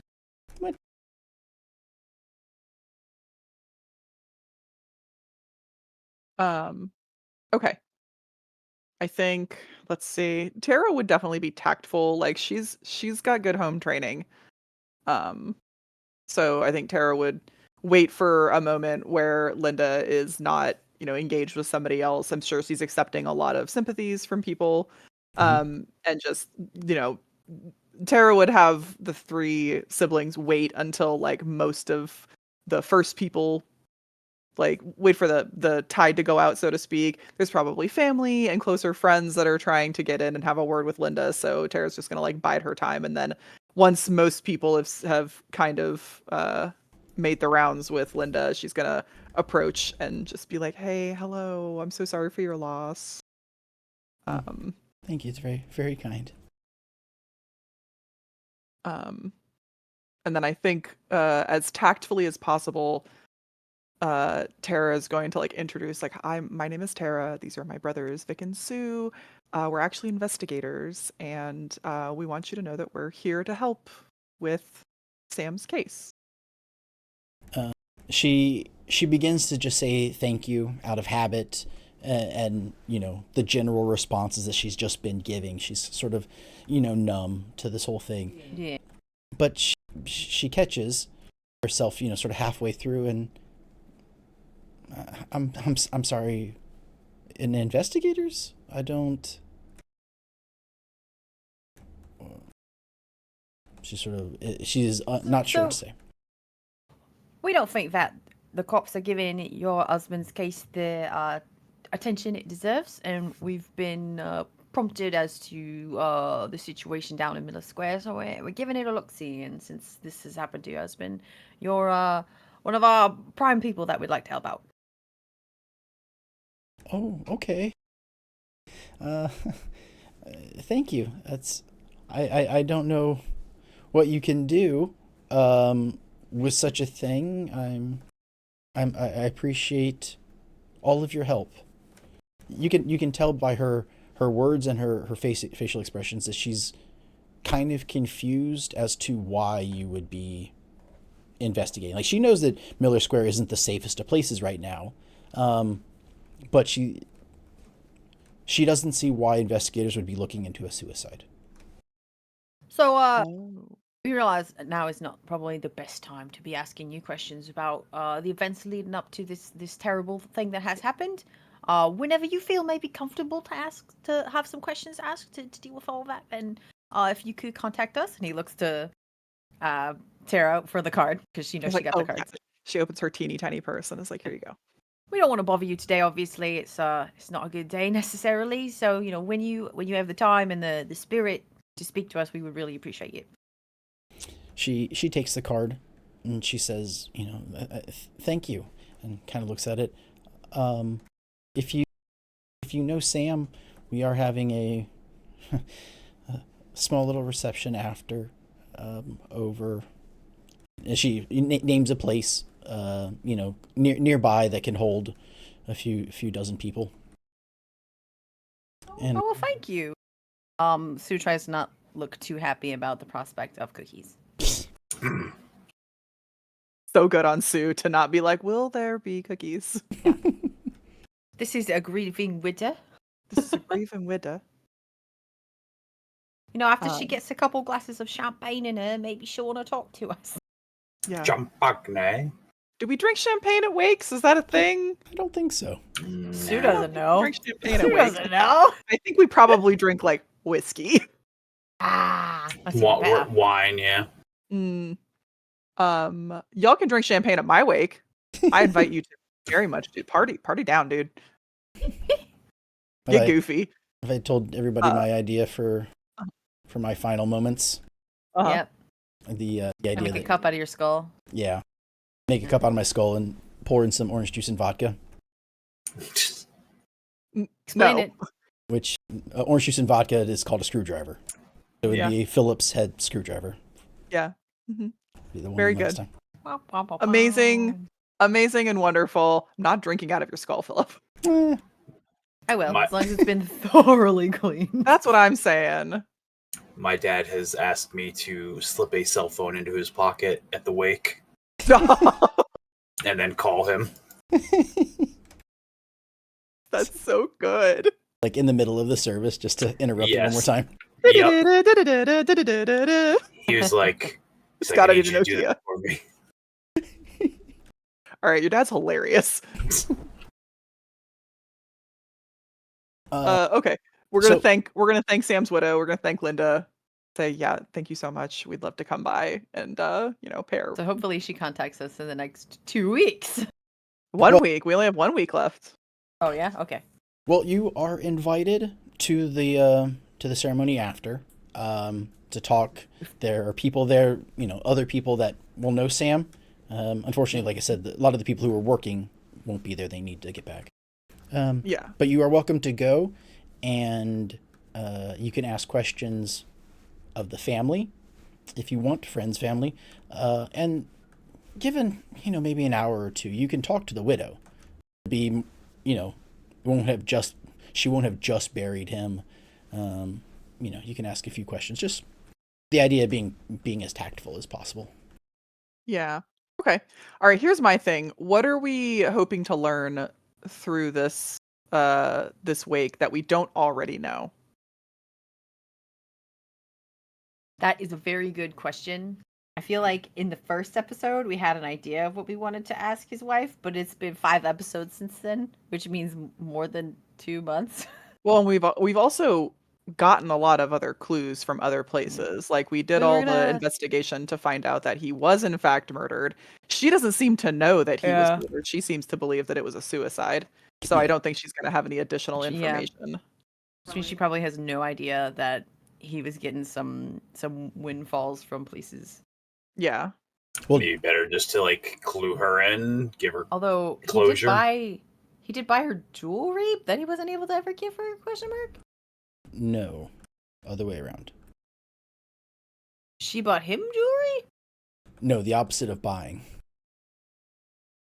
Yeah, but if he had it, He They sold the jewelry. yeah, but he had to have bought it because they had a good swing in funds, right? That was the impression. That was the windfall when they sold the jewelry. Okay. He sold his wedding ring to get money. Yeah, I understand that. I just thought at some point they'd also had a financial upswing, and that is why they had that jewelry, which they then had to turn around and sell. No, the financial Okay. upswing is from the sell. You. Oh, okay. Strange. Strange.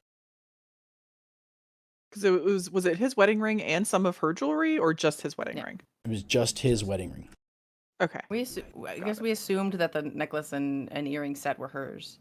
No, those Oh, belong. and then we learned they were from the lady who left town. That's right. That's The right. They hairdresser. were Sandra's. Yeah, the hairdresser's jewelry when she left with whoever, and then he pawned the wedding Sandra. ring for money. That's right. That's right. But- It's all coming back. It's all coming back to me now. Yeah, There were moments of, wow, my brain just doesn't work.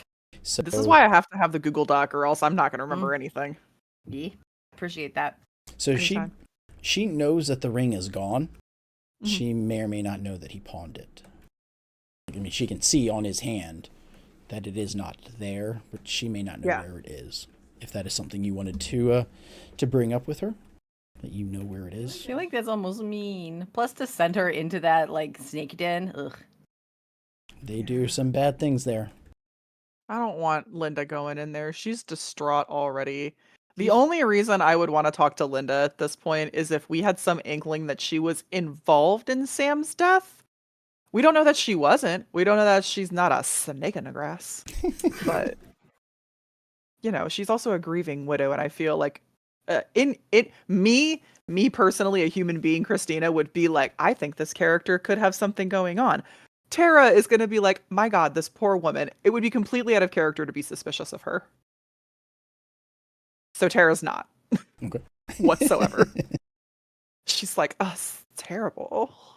That is husband- terrible. Her husband was murdered by the mob. Murdered. So yeah, if there's no purpose for Tara at this point than to go to the wake, like scope people out, like if we go to the wake, we're gonna be scoping people out. Like Tara's gonna have her eyes open for anybody who looks suspicious, but other than that, she's just gonna go. I can't think of any. There's no end. There's no like. This is not the means to an end for Tara at this point. All right, well, that's fine. There's so a we're- means to an end for Sue, which is cookies. I definitely think that we should go Cookies. to this reception because Yeah. even if they don't have cookies, there might be people like who are drunk and blabbing and talking about, oh, remember that weird thing that happened? Oh, It was very so good point. weird. Yeah. Yeah, very just good like point. listening to what people are talking about while we're there, and also cookies. Very good point. Well, if I they mean, have I those think like, we might go ahead. just give her closure a little bit. Be like, hey, we have it on good authority that your husband, might have been getting shaken down and refused to, couldn't pay or refused to pay. So I that's don't know. why I feel we're. like telling somebody that at their funeral when they're already like super sad because this is the day you basically say goodbye forever, ever. That's rough. See how she's feeling. Yeah. She can get drunk and walk up to us at the funeral and be like, "Hi." I don't know. Is Let's it talk. better? We're getting really we're getting into the weeds now about Right. morality. Is it Right. better to let her believe that he ended his own Killed life? himself, yeah. Like, Or No, yeah, no, it's that's not. I'm just saying. exactly. I'm not saying we don't tell her. I'm just saying we don't tell her today. On No, this, the final day. yeah, You I change don't your know. sorrow into righteous indignation I think we by could give telling her, some her hope. that Yeah, it was not suicide; Alright. he was murdered. That's I think we fine. could give her a can little bit of be- hope and be like, "Hey, we have a good reason to believe that your husband did not end his own life." Yeah, because that. Are we doing think that about right it. now? Not You gotta right think this about minute. how- No. I right think this second. Well, no. Was it- Sometime after the wake has been like Starts Philip was saying, winding down. yeah, All in a right. few hours maybe we'll be able to talk to her. Because think about that's you don't somebody thinking they just wanted to kill themselves. They were, I mean, I didn't mean that we should leave her like that forever. Just not Oh, yeah. today on the saddest day ever. We might be able to give her like a little spark of hope at the end of the wake and be like, "Hey, well, you can have the car drive you to the ceremony after, and there are several people. Like I said, it's a It's not a home. It's like a catered event type It's thing. probably the funeral home, right? Like, Oh, yeah, I guess they do that, don't they? Yeah. Yeah, the funeral home can. We'll be holding it. And there's several people. cool. And- Awesome. Yeah, there's little finger foods, little snacks. There are, little cookies. Little cookies. Some, I guess some wine. It's not very good. It's sort of like the equivalent of like box wine. So while Hey, not bad, It's good of them to provide anything. yes. So, we can jump to the end if you want to just talk to her before the event is over, or if there's anything else you would like to do during. First things I can think of would be maybe like investigate to see if you want to sort of eavesdrop. I'm gonna eavesdrop. Do it. What else did you want to say first, though, Philip? So eavesdropping, if you wanted to, for some reason, investigate the funeral home, like if you think something shady may have happened, that'd probably be a sneak around. That's really all I can think of, like right off the top. Change the game if you wanted to try and Turn this funeral into an angry mob. yeah, that, or maybe bring the level up. You could do something like that, change the game and make everyone a little more happy or a little less sad. We open some Uzo. Mm-hmm. I think that's really all I can think of off the top. But change the game lets you essentially create anything. So I was going to investigate real quick and see if there were any suspicious people, maybe wearing white, I guess white shirts under a black suit is pretty common, but I think everybody's probably dressed like that. yeah, I'm just looking to see if some people are here, kind of maybe lingering in the back who look like they might not belong. That's good. That's also what I wanted to do. Like, one of us should be keeping an eye out for anyone who looks suspicious.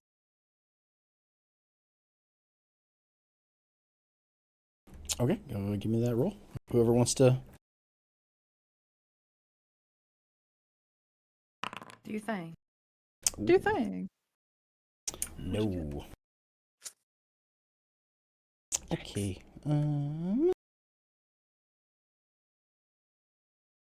Rolls couldn't be hot all night.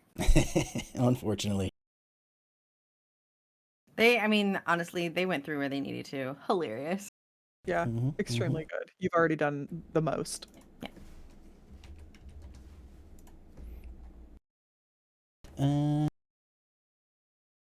Trying to see if there's a failure for such a thing. It's a hard move.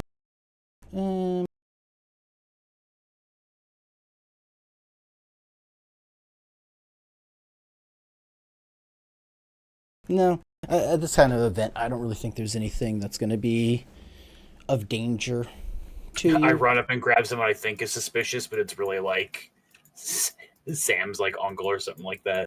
Sam's elderly great aunt. Just a social Shoot. faux pas. This is a wig. Try to yank her fucking urge. Oh, it is a wig. You like but Leslie because she just, Nielsen. yeah. Just pretending to be the queen. Please. Okay. Did you want to eavesdrop, Sue? Yes.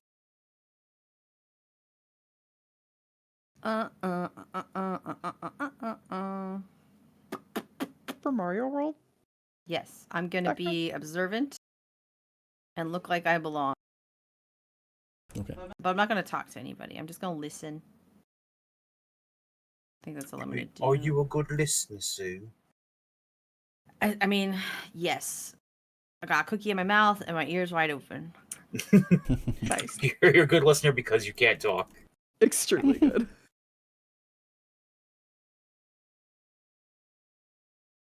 Just listen for anything sort of out of the ordinary about anything leading up to CM's death.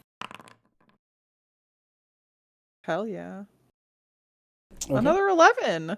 We're either Wow. rolling 6 or 11, you guys. Did I roll This- twice accidentally? No, you got 2. All right, 2.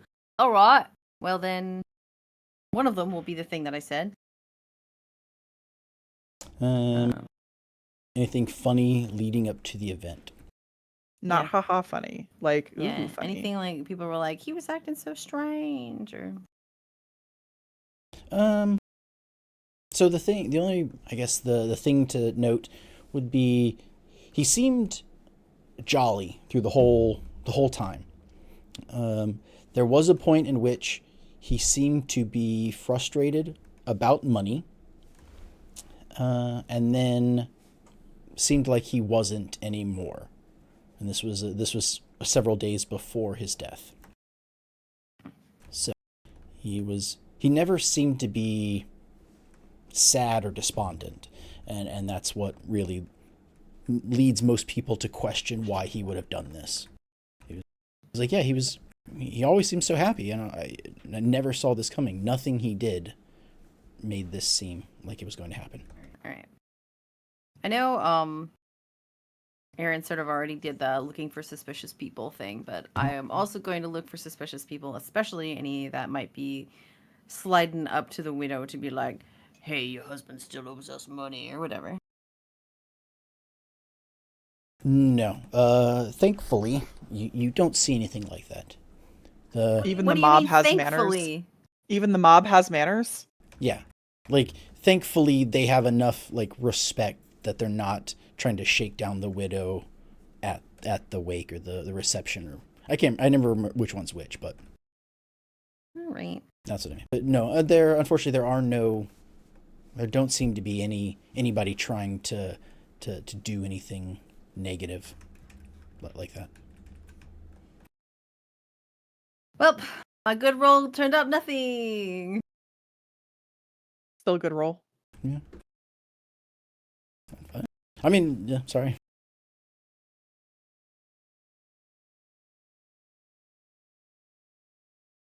I have nothing to add since we've already listened and looked.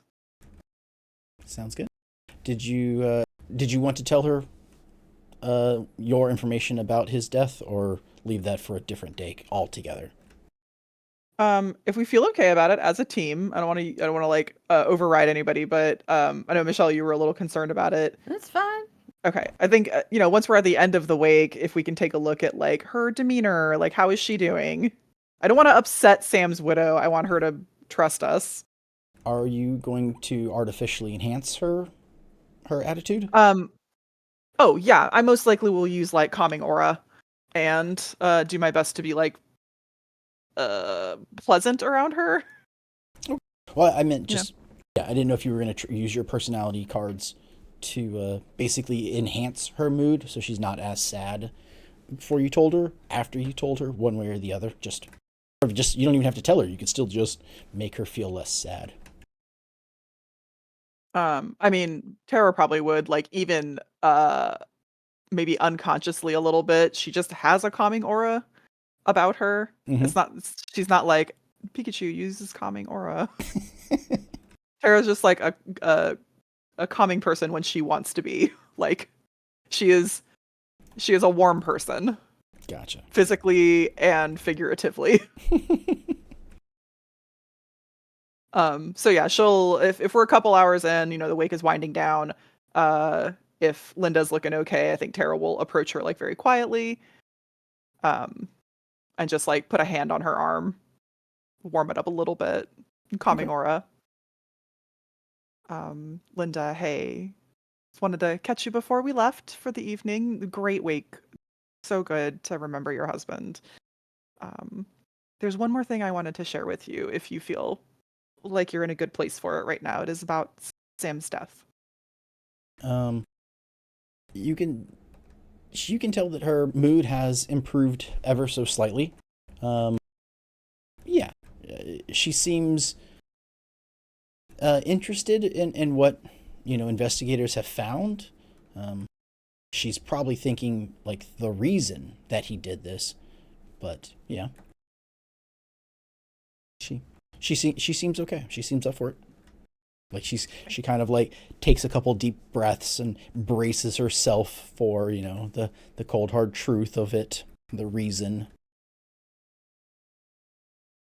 Great, Linda. We don't have to talk about this in detail right now, but before my brothers and I left, I just did want to let you know that we've got some evidence and good reason to believe that Sam's death was not by his own hand. Linda, your husband was murdered. There is an audible gasp. From Linda? Yes. Great. From the whole funeral. From everybody. I'm being so quiet. Yeah. Like, Sue also gasps. What? But it's because he didn't expect her to say so directly that her husband was murdered. how else am I supposed to say it? I'm a professional.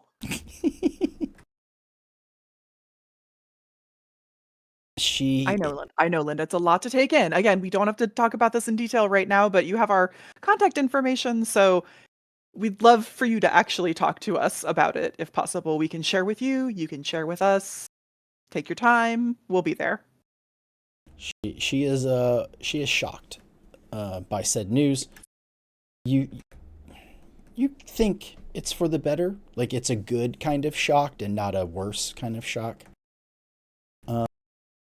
But yeah, she has just kind of a blank stare on her face for a moment, and she kind of turns away, and another family member shows up and is like, oh, and like sort of walks with her, starts talking and like walks her over to the table or, for food. And she just seems a little unresponsive for a couple minutes while she's processing this. And, no one else understands it. They think it's just the grief and, oh, here, have a cucumber sandwich or whatever. They're trying to help her out. And someone made some kind of a casserole, would you like to have a bite of that, type thing. Listen, I don't want Linda spending the next whoever knows how long thinking, why did Sam take his own life? Is it something that I did? How could I have stopped this? Is there anything I could have done? Linda is now absolved of guilt, and that's what matters here. 100%. You've done a good deed. Yeah. Oh. You're free, Linda. All right, and hopefully she'll come around and talk to us. I don't know what we can learn from her, honestly. Like, I literally do not know what Linda can tell us that we have not already investigated the hell out of. But at least she's... Mhm. Maybe she will think back and be like, yes, those nice private investigators sure did make me feel a little bit better. Yeah. Okay. Very All right. well. Okay, so that's I would say it's we'll say the funeral event was just before noon. Mhm. So this is a couple hours later. So early afternoon. And the rest of the afternoon is all yours. Day left, yeah. Mhm, Quite a mhm. lot of time left in our day. What do you guys want to do? Something that takes 20 real life minutes. 20 real life minutes. Well, Let's go play pool at Rusty's. is this like in Yakuza when you do a mini game? Yes. Yeah. Karaoke. Nice. We could start pursuing. We've got a whole week to kill between now and the gala. You're not So gonna we could kill anybody. pursue. People are already doing that. I'm killing the week. Oh. Wait, Only the strong will survive. WEEK or WEAK? Killing the weak. Only the strong will survive. I'm there. I've arrived. I just got off the train at the same station as y'all. I didn't mean to make that double entendre. We've got a week to while away.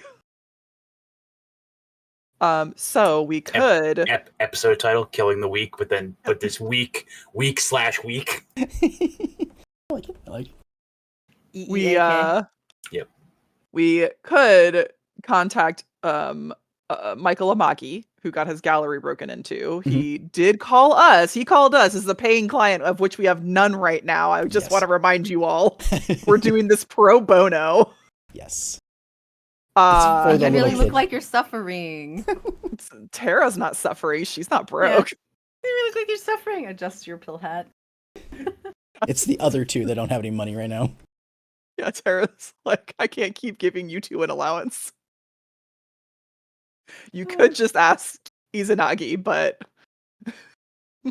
Vic doesn't ask for anything. Vic literally like has been paying for things with like change he finds on the sidewalk or like When you went through that cop car, you also took all like the change from the back yeah, seat. yeah, Like absolutely, every nickel out of the seat cracks. absolutely. Vic Vic is used to living hard and dirty. He's just like, yeah, oh, a penny. I'll buy a penny candy later. Trade it to somebody for a cup of coffee. I do think in the car on the way back to the office, like if we're gonna go back to, maybe we'll stop and get a meal somewhere. I don't know. You guys want to go to the diner? But there were cookies. Sue is still hungry, and you know it. You I'm a think those little strapping young tiny lad. cookies- He's a strapping young lad. You think those tiny little cookies are enough for him? With the amount he ate, maybe. Those were. It's a great point. Cucumber So- sandwiches and tiny so- cookies. Sue, shake your pockets real quick. Are they full Why? of cookies? See if crumbs fall out. You just hear like cookies jangling against each other. Listen, everyone else was done. It's fine. Yeah, we were there like till the end, so whatever was Okay. left, it was just gonna go to waste. Plus, we told her a thing, and it like really shook her up. But I think it made her feel better. What does that do with your cookie theft? I deserve these cookies. He deserves the You cookies. didn't tell her. Tara did. Listen, I was concerned about her mental health, and also I did real good at the start. There, I said stuff without being blunt. Extremely good. See, she agrees with me. I deserve these cookies. That aren't in my pockets, I swear. Not anymore. Nom, nom, nom. So if we're gonna go to the diner, I think that's a good point for Tara to be like, so boys, who's interested in a paying job? Are we going to the diner? I thought you said painting job, but you said paying job. Oh my god, so funny that you would say painting job. It is actually an art theft. Oh, all right. That's kind of. He's not sure how he feels about that. She's like, I don't know if I care about that. Art, hooray? Question mark. Listen, all I'm saying is we do not have any paying gigs right now, and for me, fine. You guys though thought it might be nice to have something that brought a little income in. You're gonna stop buying me Coca-Cola? No, so I'll buy you all the Coke you want. You just tell us to get a job if you die at a. You have a job, that's my point. You have a job. I just need you to work and get the money. All right. Well, if that's how you feel, I guess we can go talk to this guy about his paintings. Listen, guys, we have a whole week until this gala at the aquarium. I just thought maybe in the meantime we could make a little money and do something good that gets the private eye organization or what do we? Oh my god, firm agency. That's the one I wanted. Do a little something that gets our agency's name out there. Also, it's the age of aquarium. You just couldn't help yourself. No. As a Oh. small little side note, Yeah. the gala is not at the aquarium. Oh, it's not? I thought it was at the aquarium. No, the gala is at the head Falzoni villa. What's at Okay. the aquarium? Because my note says we found a flyer for the old aquarium, which is an invitation to the Falzoni villa. Those are two separate things. What's at the aquarium? Fish.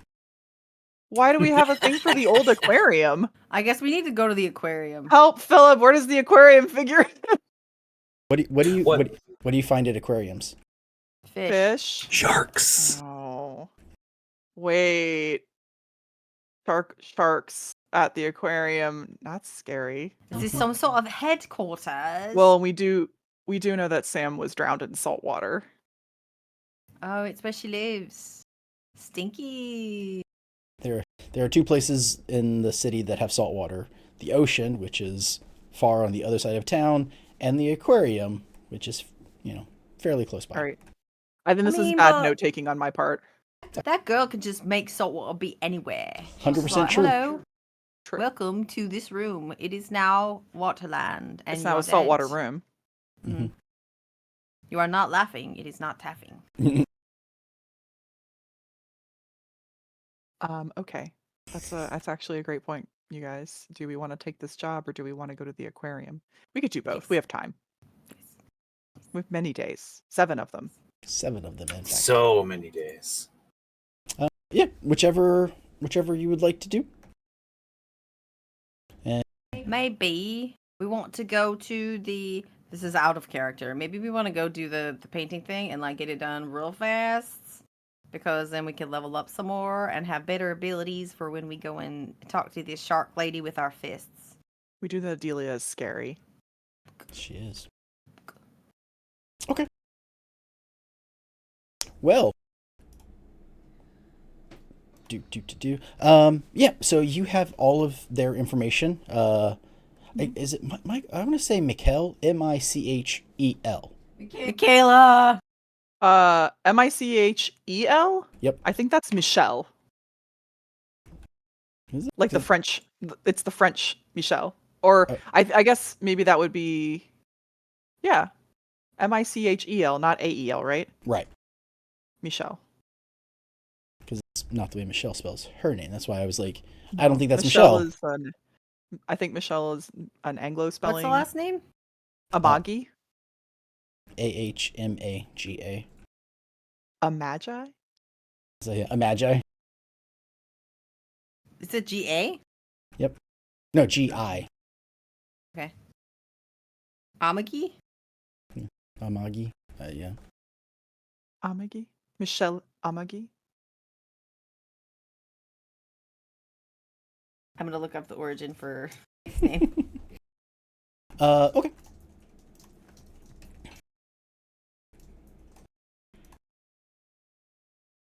So we're good. Yeah, we're gonna talk to Michelle. Okay. All right. All right. When we go back up to the office, Tara will call him. You are able to call them. They are still looking for help. Because I think it was yesterday, maybe the day before yesterday, that you had talked to them originally. So yes, they're still looking for help with this. The gallery has been closed ever since, in hopes that somebody, if not you, somebody else in town may be willing to help them. So they haven't. They said they haven't touched anything. But. Okay. Are we talking to Michelle or to like a representative? To him, yeah, Michelle himself. Okay. Michelle, is there any chance that my brothers and I could come in and actually take a look at the gallery in the next day or so? He's says yes, almost instantly. Yes, please. Anytime. Anytime. Okay. Except We can now. go this afternoon. Okay. Yes. If do we have time in the rest of the day? Yes. Okay. Tara is like, okay, thank you so much. We'll be there. We'll be there this afternoon. And then it's like hangs up the phone. Boys, change your clothes. But I look so nice right now. What's wrong with the wait? You mean change out of our funeral clothes? We've got a job. All right. You can wear whatever you want. It's a figure of speech. All right. Tara does change. She's not wearing her funeral clothes to meet a client. Is anybody bringing anything with them? I say that in regards to you have 2 stolen weapons and you have several handfuls of cash. Yeah, no. Okay. Me, no. You guys do whatever you want. Tara is like, just the essentials. Thank you so much. She's bringing her mirror. She's bringing her lipstick. Probably some powder, just in case she gets shiny. I'm shiny. Her little notebook. So over the course of the shotgun we found, was it a full-length shotgun? Wasn't it sawed off? I'll let you decide that. You can or you can modify yourself. Yeah, I was just gonna say if it was a full-length shotgun over the course of like a day or two, Dick probably would have sawed it off and like made a sling for it so we could hide under his coat. Sounds good. Would you have needed an actual saw, or would you have done it by hand?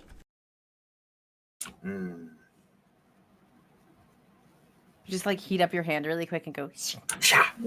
Sweet. Or have Sue cut it? Yeah. Say he gets Sue to do it. He's like, do this very straight. You know they have water saws. Yeah. Yeah. Yeah. Yeah. But Um, those weren't around until like That doesn't matter. I'm Sue a is water saw. Sue is a water saw. Tara's leaving that snub nose 45 in her desk drawer. She's not going to carry that around. Her purse isn't big. No, I shouldn't say her. She carries her big bag when she's out on, investigation. So I can carry like, my notebook and my pen and put shit that I steal in there. Guns are gross. Yeah, she leaves it in her desk drawer. Yeah, I just wanted to know if you guys were going to carry those with you. They are a one-time use item, the +1. Oh. So if you want to use them, if you want to have them, you can. If you want to save them for the villa or for the aquarium or whatever, you can. Save it for when I think I need a gun. And then same with the money. It can be originally you had said we'll give it back to the people of Miller Square. You haven't yet, but if you wanted to have it as an item to be able to bribe somebody, for like a convince type idea, or if you think you might need it for something, you have it. It also is a prop that could be used to benefit you should you want to carry it.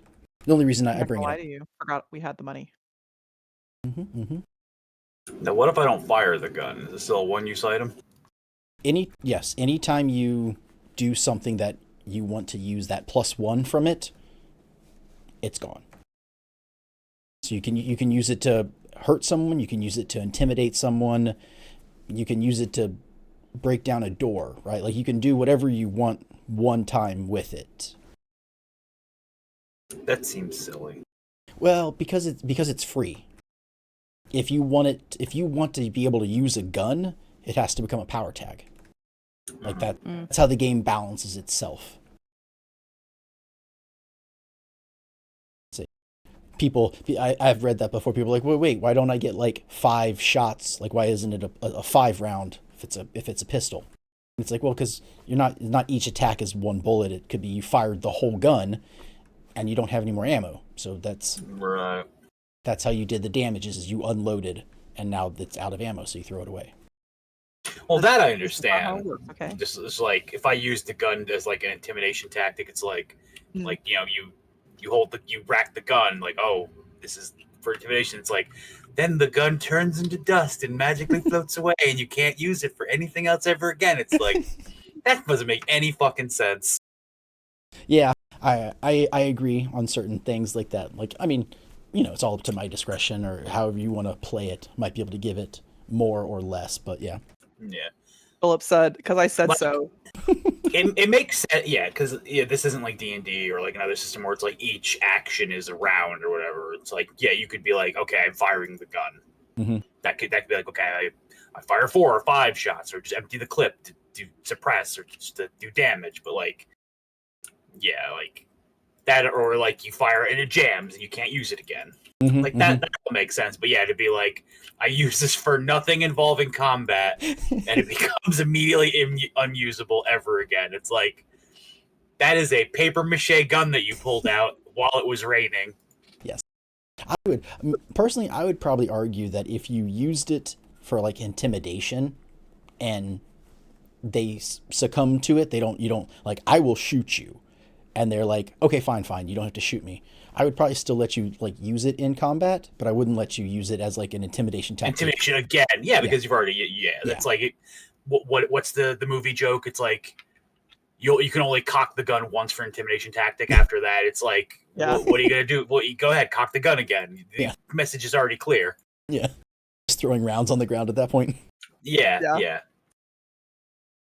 What are you gonna do? Just wave it in for somebody's face after that?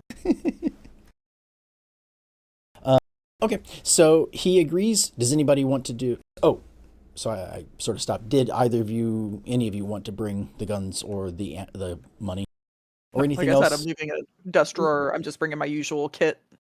I'll leave the gun for now. We're just going to talk. We're going to an art gallery. Like, you don't need it. And Sue My always my safety gun. Sue always has her sword with her, so that one doesn't count, of course. Her Sorry, his gun. Just see you. sword. Know who He you is are. the sword. He is the sword. So you head to the old quarter, thus the scene you see. Tucked away in a typical paved side street in the old quarter is the Ananda Art Gallery. Resides on the second floor of an old 2-story house. Once there's a sign above it, above the front door that says Ananda Gallery. And as soon as you knock, you will be ushered in by a nervous but rather striking middle-aged Who's there? Ananda, your business. a rather striking middle-aged man in a dark purple designer suit, sporting a heavy French accent. Ah, you're right. It is Michel. Michelle. Sorry for that really bad. I'm sorry. The gallery is a mess. It was robbed. Yes. The robust doors leading to a staircase going to the roof. So you're on the second floor at this point. The robust stairs that are leading to the staircase going to the roof was ripped off its hinges by a blast. And then there are signs of another explosion in the middle of the showrooms. However, even a sort of like quick glance can reveal that this job was rather surgical and that nothing seems to be harmed other than what was necessary for the job. That's right, because they left a bunch of valuable stuff. Yes, only 3 things were stolen. Okay, well, Tara will do the usual, introduce herself. Hey, I'm Tara. These are my brothers. We're from the All-Seeing Eye Private Investigation Agency. Michelle, awful. Yes? Looks terrible. I need to say it more French and be like Michelle. Michelle. Michelle. Mr. I'm Amagi. being bad. Mr. Amagi. Yeah, we'll probably call it. Honestly, Tara probably would call him. That's a great point, Philip. Or I don't know how you would Mr. say that Amagi. in French. Like, I don't know French language. I don't know how you would write that as. But anyway, it doesn't really matter. The place is a mess. I'm so sorry. Can you tell us a little bit about what was stolen? Yes, there were 3 items taken. The most important one, the one that the reason I am calling you, and I would like for you to not mention this to anyone else, is the old schematic that was on loan from the city municipality. It is the schematic for the church in Cross End. It's the Church of St. Teresa de Avila. It's a series of 12 schematics, one of which was on loan to me. If the city finds out of what happened, I could be ruined. The other 2 things are, well, a modern art necklace made of gold and silver.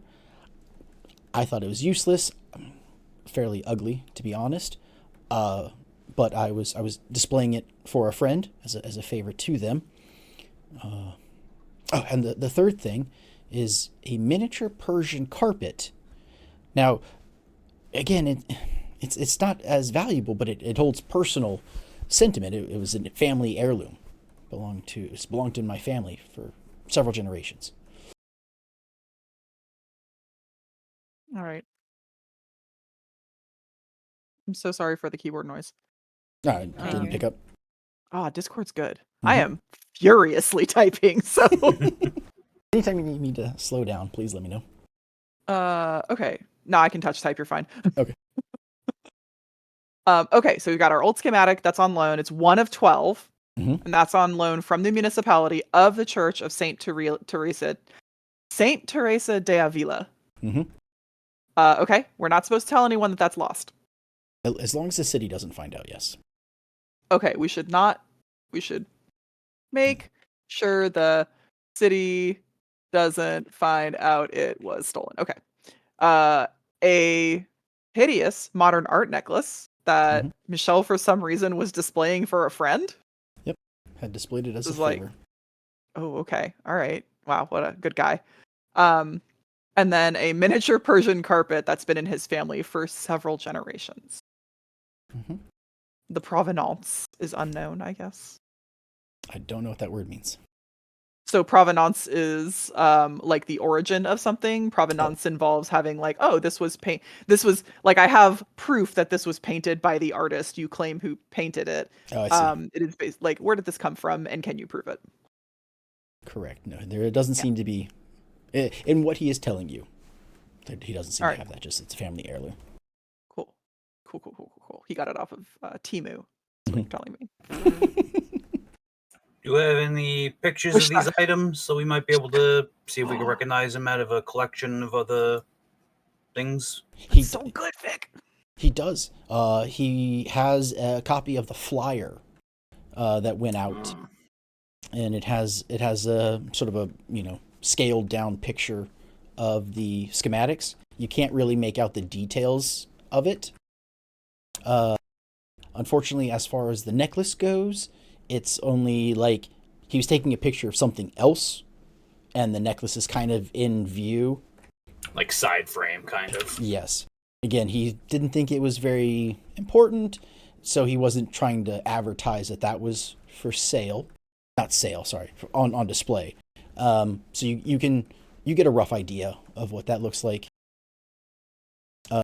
And then same with the Persian carpet. It's in pictures with 2 or 3 other items, and so you get a rough idea. Okay. Mr. Moggy, any idea why somebody would want these 3 items in particular? Because to me, it looks like you have a number of valuable items that were left untouched, and it seems a little strange that they would leave those and take those 3 things specifically. Yes, I don't know. To me, it appears that the schematic is what they were after. That seems like the most valuable thing that they took. I'm not sure. My best guess with the jewelry is it may be expensive looking. It is nice. It is pretty. It's gold and silver. It has Is it real? yes. It is real gold and silver. Yes. So you just melt it down. Yeah. It could very well, if nothing else, it is gold. So, I don't know, but what they were thinking, but it could be monetary, if nothing else. Do you know the origin of the necklace, like maybe religion or region wise? I'm sorry, I don't. Just ugly land got it. Ugly land? Yeah, because you thought it was ugly. Well, I just thought it wasn't amazing as art. I mean, that's what you said, though, isn't it? Just as far as art goes, I didn't think it was that great. I'm not saying someone couldn't wear it and look magnificent. I'm not judging you for your opinions. I was just trying to use the words that you used. This is like the most like this curator who's actually, or I guess this gallery owner who's actually concerned with being like, oh, I don't actually think it's ugly. We're breaking the stereotype right now. Yep. He's like, I would never say that. I didn't like it. I thought as far as art goes, it's rubbish. So yes. There we go. Now we're Why talking did you- gallery owner. Why did your friend want it on display? Did they make it? Did they find it? He had just asked me to display. He didn't give me a reason. He just asked as a favor. So I'm not sure why specifically he wanted this. You didn't think to ask why? Not curious at all. He's Alright, a well. friend of mine and asked a favor, so I said yes. That's super kind of you, but also I would be very curious regardless of friendship level with somebody.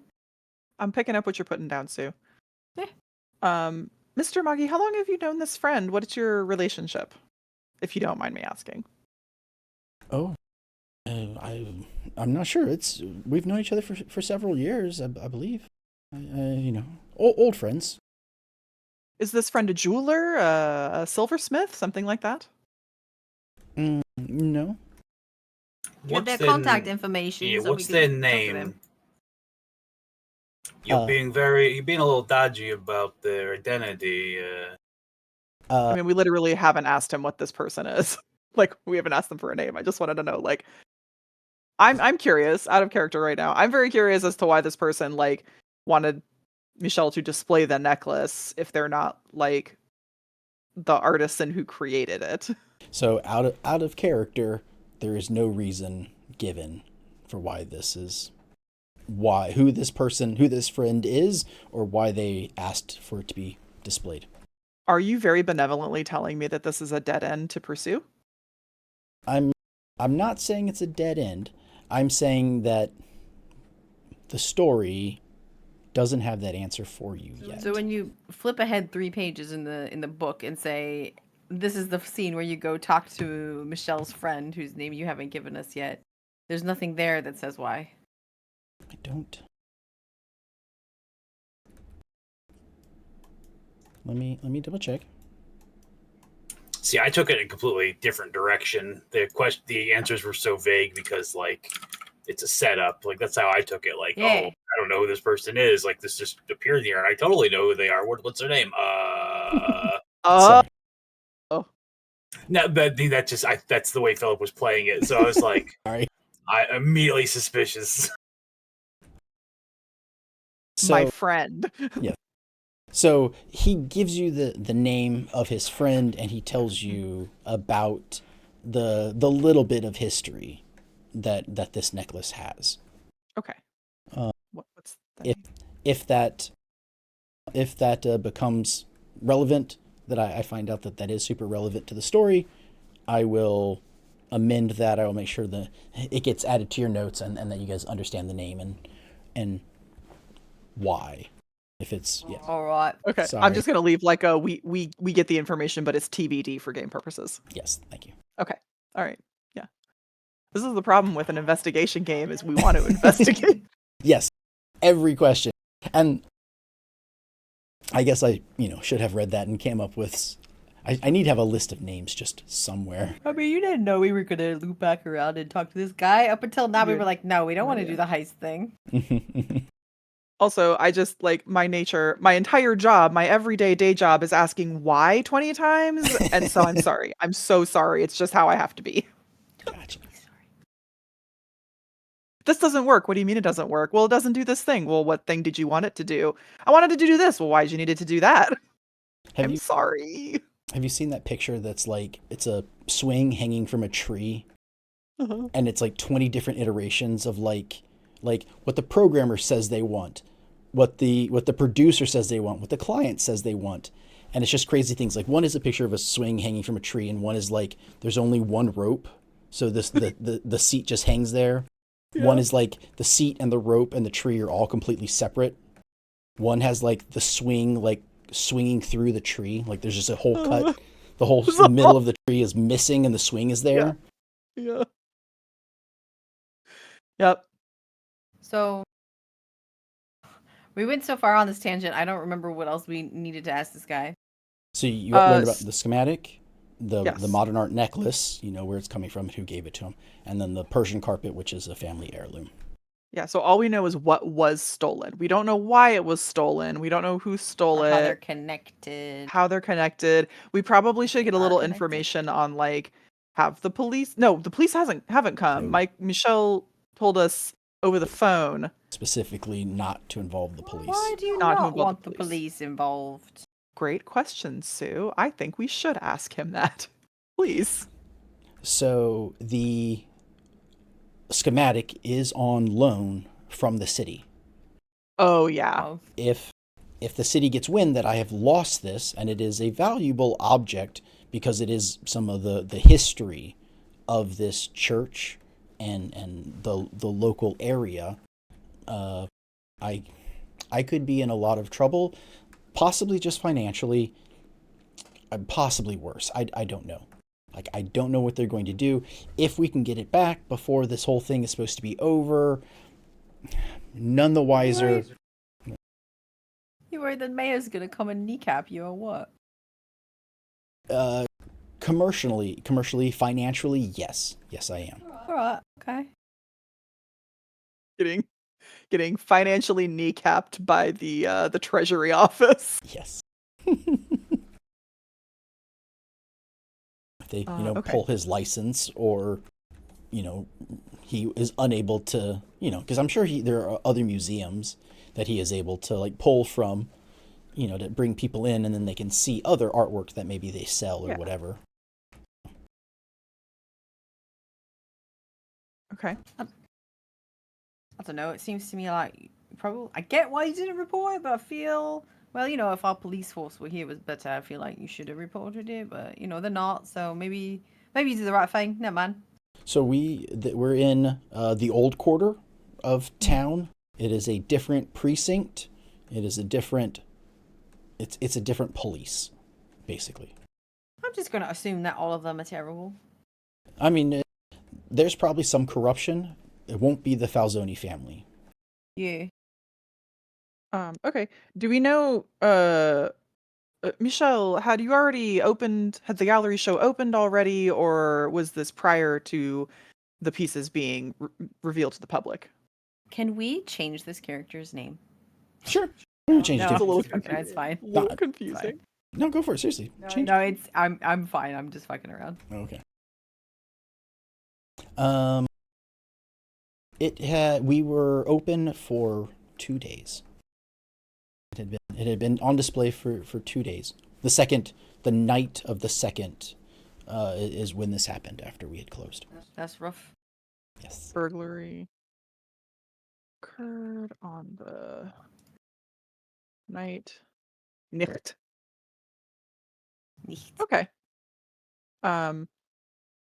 Was there anybody who attended the exhibition who you might suspect?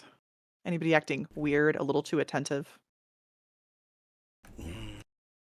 It's very hard for me to say, due to my job here. I meant to be attentive to people for moments at a time, in which, oh, are you in? I see you've been looking at this painting. Are you interested? Allow me to try and sell it. So unfortunately, my whole focus is just focusing on people. So everybody focuses on stuff long enough for me to try and sell. So it would be hard to distinguish. I am sorry. I guess that makes sense. Michelle, does anybody help you around the gallery? Anybody else who might have access to locked doors or back ways in? A security guard, a docent. Occasionally, I have help, setting up and taking down. Night to night, no, it's usually just me. I do have an assistant. They haven't been here for either 2 nights. I didn't feel I needed them. Do they have an alibi for where they might have been? I don't know. I haven't asked them for an alibi. How well do you know your assistant, Michelle?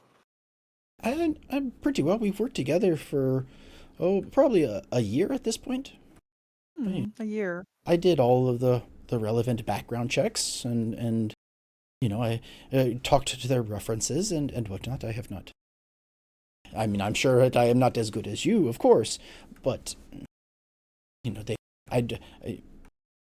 a year ago I did not know I would be having this piece, so I don't believe it has been the long con, as you say. The long con, I love it. All right, Tara's going to just consider for a moment. She's writing things down in her little notepad. Michelle, you'll excuse me for having to ask. Due diligence and all that, it's part of my job. Could you tell us where you were the night of the burglary? Yes. After we had shut down, I had closed up, and I had headed out for a nightcap, and then I went home. And, Where did you go? For the nightcap or for home? The nightcap.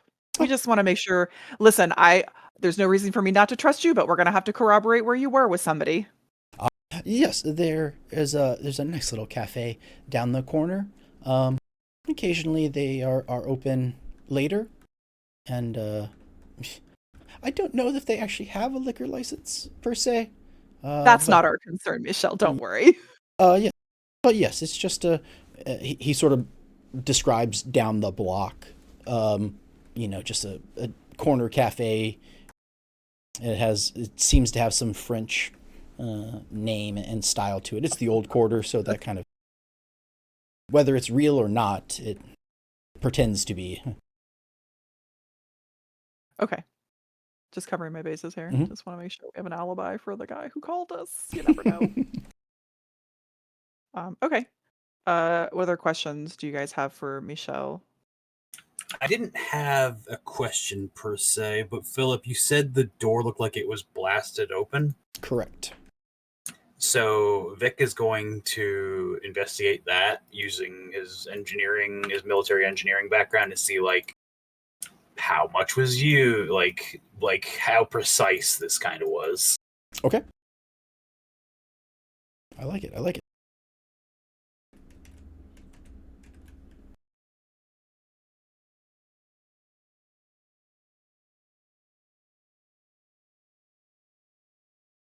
Oh, sorry, I forgot. It's fun. Very nice. They must give either.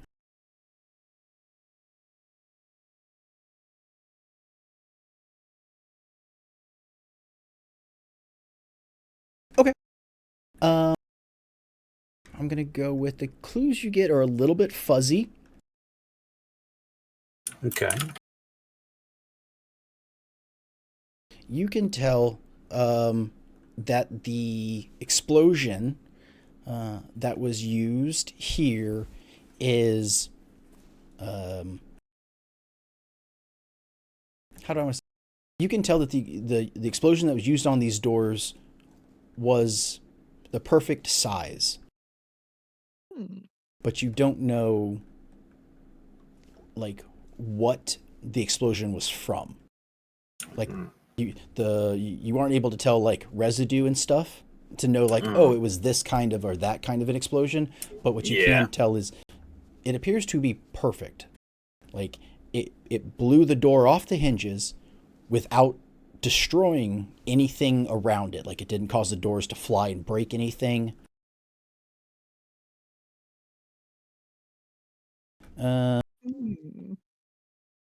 And there is also, like I said, there's also an explosion in the center of the room that you can see. That again, almost a perfect circle and didn't destroy anything around any of the art.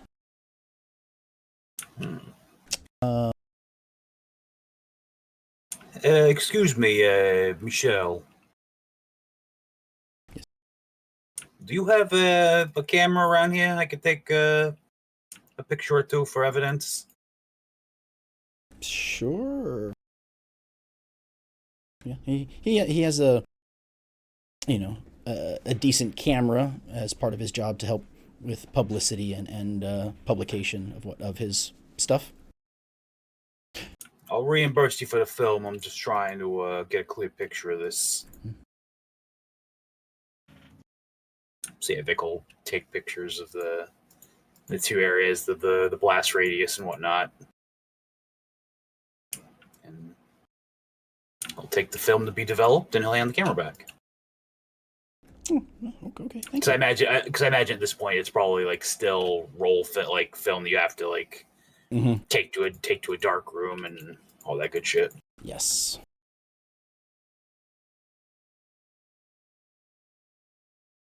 Oh, I have misspoken. There was a security guard. So there was security after Michelle left. So yes, he had left, gone to the cafe down the street, but he did have a nighttime security guard. They don't work during the day. My apologies. Christina says Discord froze on her. I lost you guys for a second there. Sorry. Oh, okay. What part did you? Like the last 45 seconds, I guess. I think my network just decided to crap out for a moment. I see. Okay, so the explosion. Did you get the part about the explosion? Yeah, Vic was saying that he would reimburse Michelle for the film. Yeah. So the other thing was I had misread, and there is a security guard at night. So the security guard isn't there during the day to provide security, but there is one at night. So I apologize for missing that. he will tell you about the security guard, and the security guard was walking around at night. He came into this particular room, and he saw somebody near the art center. He tried to he shot. He took a couple shots at the gentleman. They missed, so he then stepped up and took a swing at the burglar, and then the explosion went off and threw the guard to the wall. Oh, okay. So that's the explosion in the center of the room. That's the explosion in the center of the room. Cool. But like I said, the explosion didn't damage anything around. None of the art, none of the pieces were damaged. It was just a small explosion, just enough to knock out the guard. So, what was stolen? Was there anything in the middle of the room here where this center explosion was? No, not particularly. It's fairly close to the necklace display case, so they could have been there.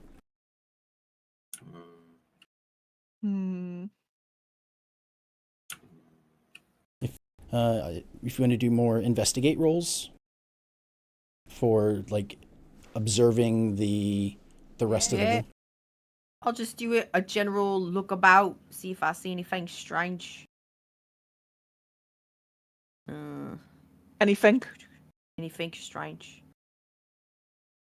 Looking to see if I have anything I can use, and they only have one thing. But that's fine. Oh. Oh. Approve of me. 6. You do not notice anything particular. You are you're fairly unobservant. Uncultured. Yeah. He's hungry. You're just not observant right now. It's I won't burn the tag, but Are you rude? it's that's what a hard move does. It burns tags or it takes something away. I can't really take away the crime scene. You can Yeah, give me concessions from earlier rolling so well and getting nothing. The MC giveth, and so the MC taketh away. It's all I have. I need it. I can't punch clues out unless look at the guy. Don't punch the gallery owner. He's already Grab him. screwed. Yeah. Why did you do this to yourself? All right. Well, let's see. What else can Michelle tell us? Nothing. I rolled bad. You did roll bad. Mich- Ba-dum-bum. Michelle can't tell us anything. Michelle can tell us something. Did you want to roll and investigate, Christina? I don't know what I want to investigate. Like, I do want to roll to investigate, but I'm not sure what I can investigate that hasn't been investigated. Just do like a general, and that way Philip can go, this is a thing you guys didn't think of. I'll That's say true. so. There are the things inside the art room, like where the schematic was. You can Yeah. investigate like the art pieces, the door that leads to the stairs, right? Like that is what was blown to the roof. That is what was blown off the hinges. So you can investigate the not door. the entrance. Right. Okay. It's from the Is it roof. blown in or out? In. They came from the roof. So that leads to the roof, and the stairs is another area.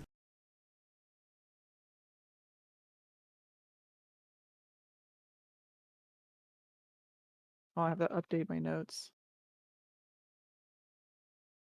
But did you want to look in this room still, or do we want to like check the stairs and the roof? Or it is 9:27. I was gonna say this roll to get the information for this, and then I figured we would call it at that Okay. point. Get one last roll so that everybody has it, and then all of that information will be in the notes, so that when Okay. we start next time we can read it all fresh. So Vic has already done his extra good engineering check on these doors. We weren't able to discern whether there was like some residue or anything like that. I'm satisfied that Tara's not going to be able to do a better job of telling what caused this explosion. So what I'm getting at is there's maybe no reason to investigate explosion areas anymore. Okay. But what if I want to see if there was something left behind. Like, is there anything? The police haven't been here. They have not, Mhm. done the crime scene. Nobody has checked for like evidence. So I want to see if there's anything that would indicate a person besides. I mean, there were people here for 2 days in the gallery, but I don't know. Tara's gonna look for evidence. I want to look for evidence. So things roll, like and then however many clues you get, however many power, is how many Okay. clues you get. And then you can decide, like, this clue I want to go there, and this clue to go there. So okay. I want to use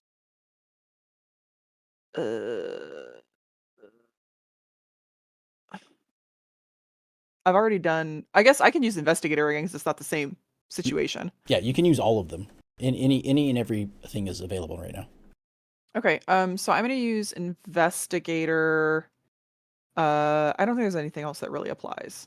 Read the room would work. Okay. I guess I always think of read the room as like, what's the vibe? It can be both.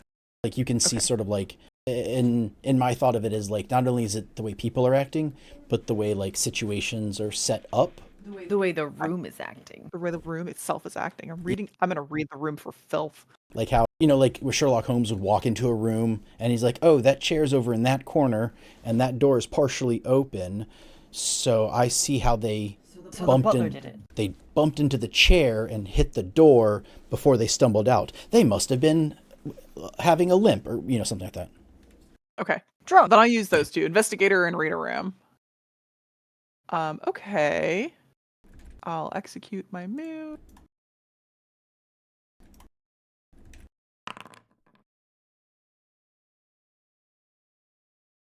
Well, There is no Sherlock. there is no Sherlock. She's just looking around like sure like is a a gallery hub in function? here. Is there a help What? function? Can we help each other? Help If- action. I mean, yeah, the help gives you a +1, so if both of you have a help. It's not gonna help. I mean, That's a bad roll. I do have a help to Tara.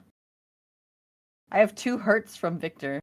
Victor's Hurt my just feelings, trying to bro. fuck you up. Yeah. Oh, he's making fun of me. I just like cookies. It's Mhm. okay. Everybody likes cookies. I just like cookies. Anyway, guess Well, then we will hold it there, and we've used all our luck today, so we have to stop. We're all Yes. out. Yeah. We're tapped out. the dice are mad. They need a break. Listen, Vic did a great thing today. I very much enjoyed Vic Mhm. honking out a cop and throwing him in his own trunk. Extremely good. What a good time. Mm-hmm. Good stuff. Good stuff. Crooked cop. Well- That's real crooked because he's jammed in a trunk. Gonna have a real like crick in the back of his neck, and his back's gonna be all sore. Crooked Crooked. spine. Well, we have been and will continue to be +1 shot. This has been us playing the City of Mist. It was their starter campaign of the Shark Tank. We're making a small little detour and then checking out a art heist. But yeah, with that, we're gonna call it here. Coming up, what is it? Next week. Do you know? Have James said anything about another episode of Shoot the Shit? We have a couple things in the back burner, undecided as to what we're actually going to do, but we should be doing some kind of shoot the shit on the 10th. Mm-hmm. I think so. Not 100% sure what the topic will be yet. Followed by Saturday, the 11th, we will be returning with D and Diablo. We had to sit. Maybe not. No, is he still not? Depends on how long your wedding lasts. Oh yeah, no, I think that's just from like earlier. All right, never mind. D and Diablo is a D and Diab go. We will see. Ba-dum-bum. And then all the way at the end, coming up next, will be my game of that would be the 17th, I believe. Splinters of Faith. Me running Splinters of Faith. And we'll be back with this one on the 19th of May. Correct. So yes, I want to thank everybody for watching, enjoying. Hope people are having fun. Feel free to leave us a comment if you want to see anything. If you want me to, Give us suggestions on how to be better investigators. This is our job, and we are failing. or just how to be a better COM. Master of Ceremonies. That's the word I was looking for. MC. MC. And if anybody knows this game and wants to give me pointers, so for better, coming up with names on the fly, so I'm not like, there's nothing in the book. Cool. Well, I want to say thanks everybody, and we will see you all later. Bye everybody. Goodbye. Bye.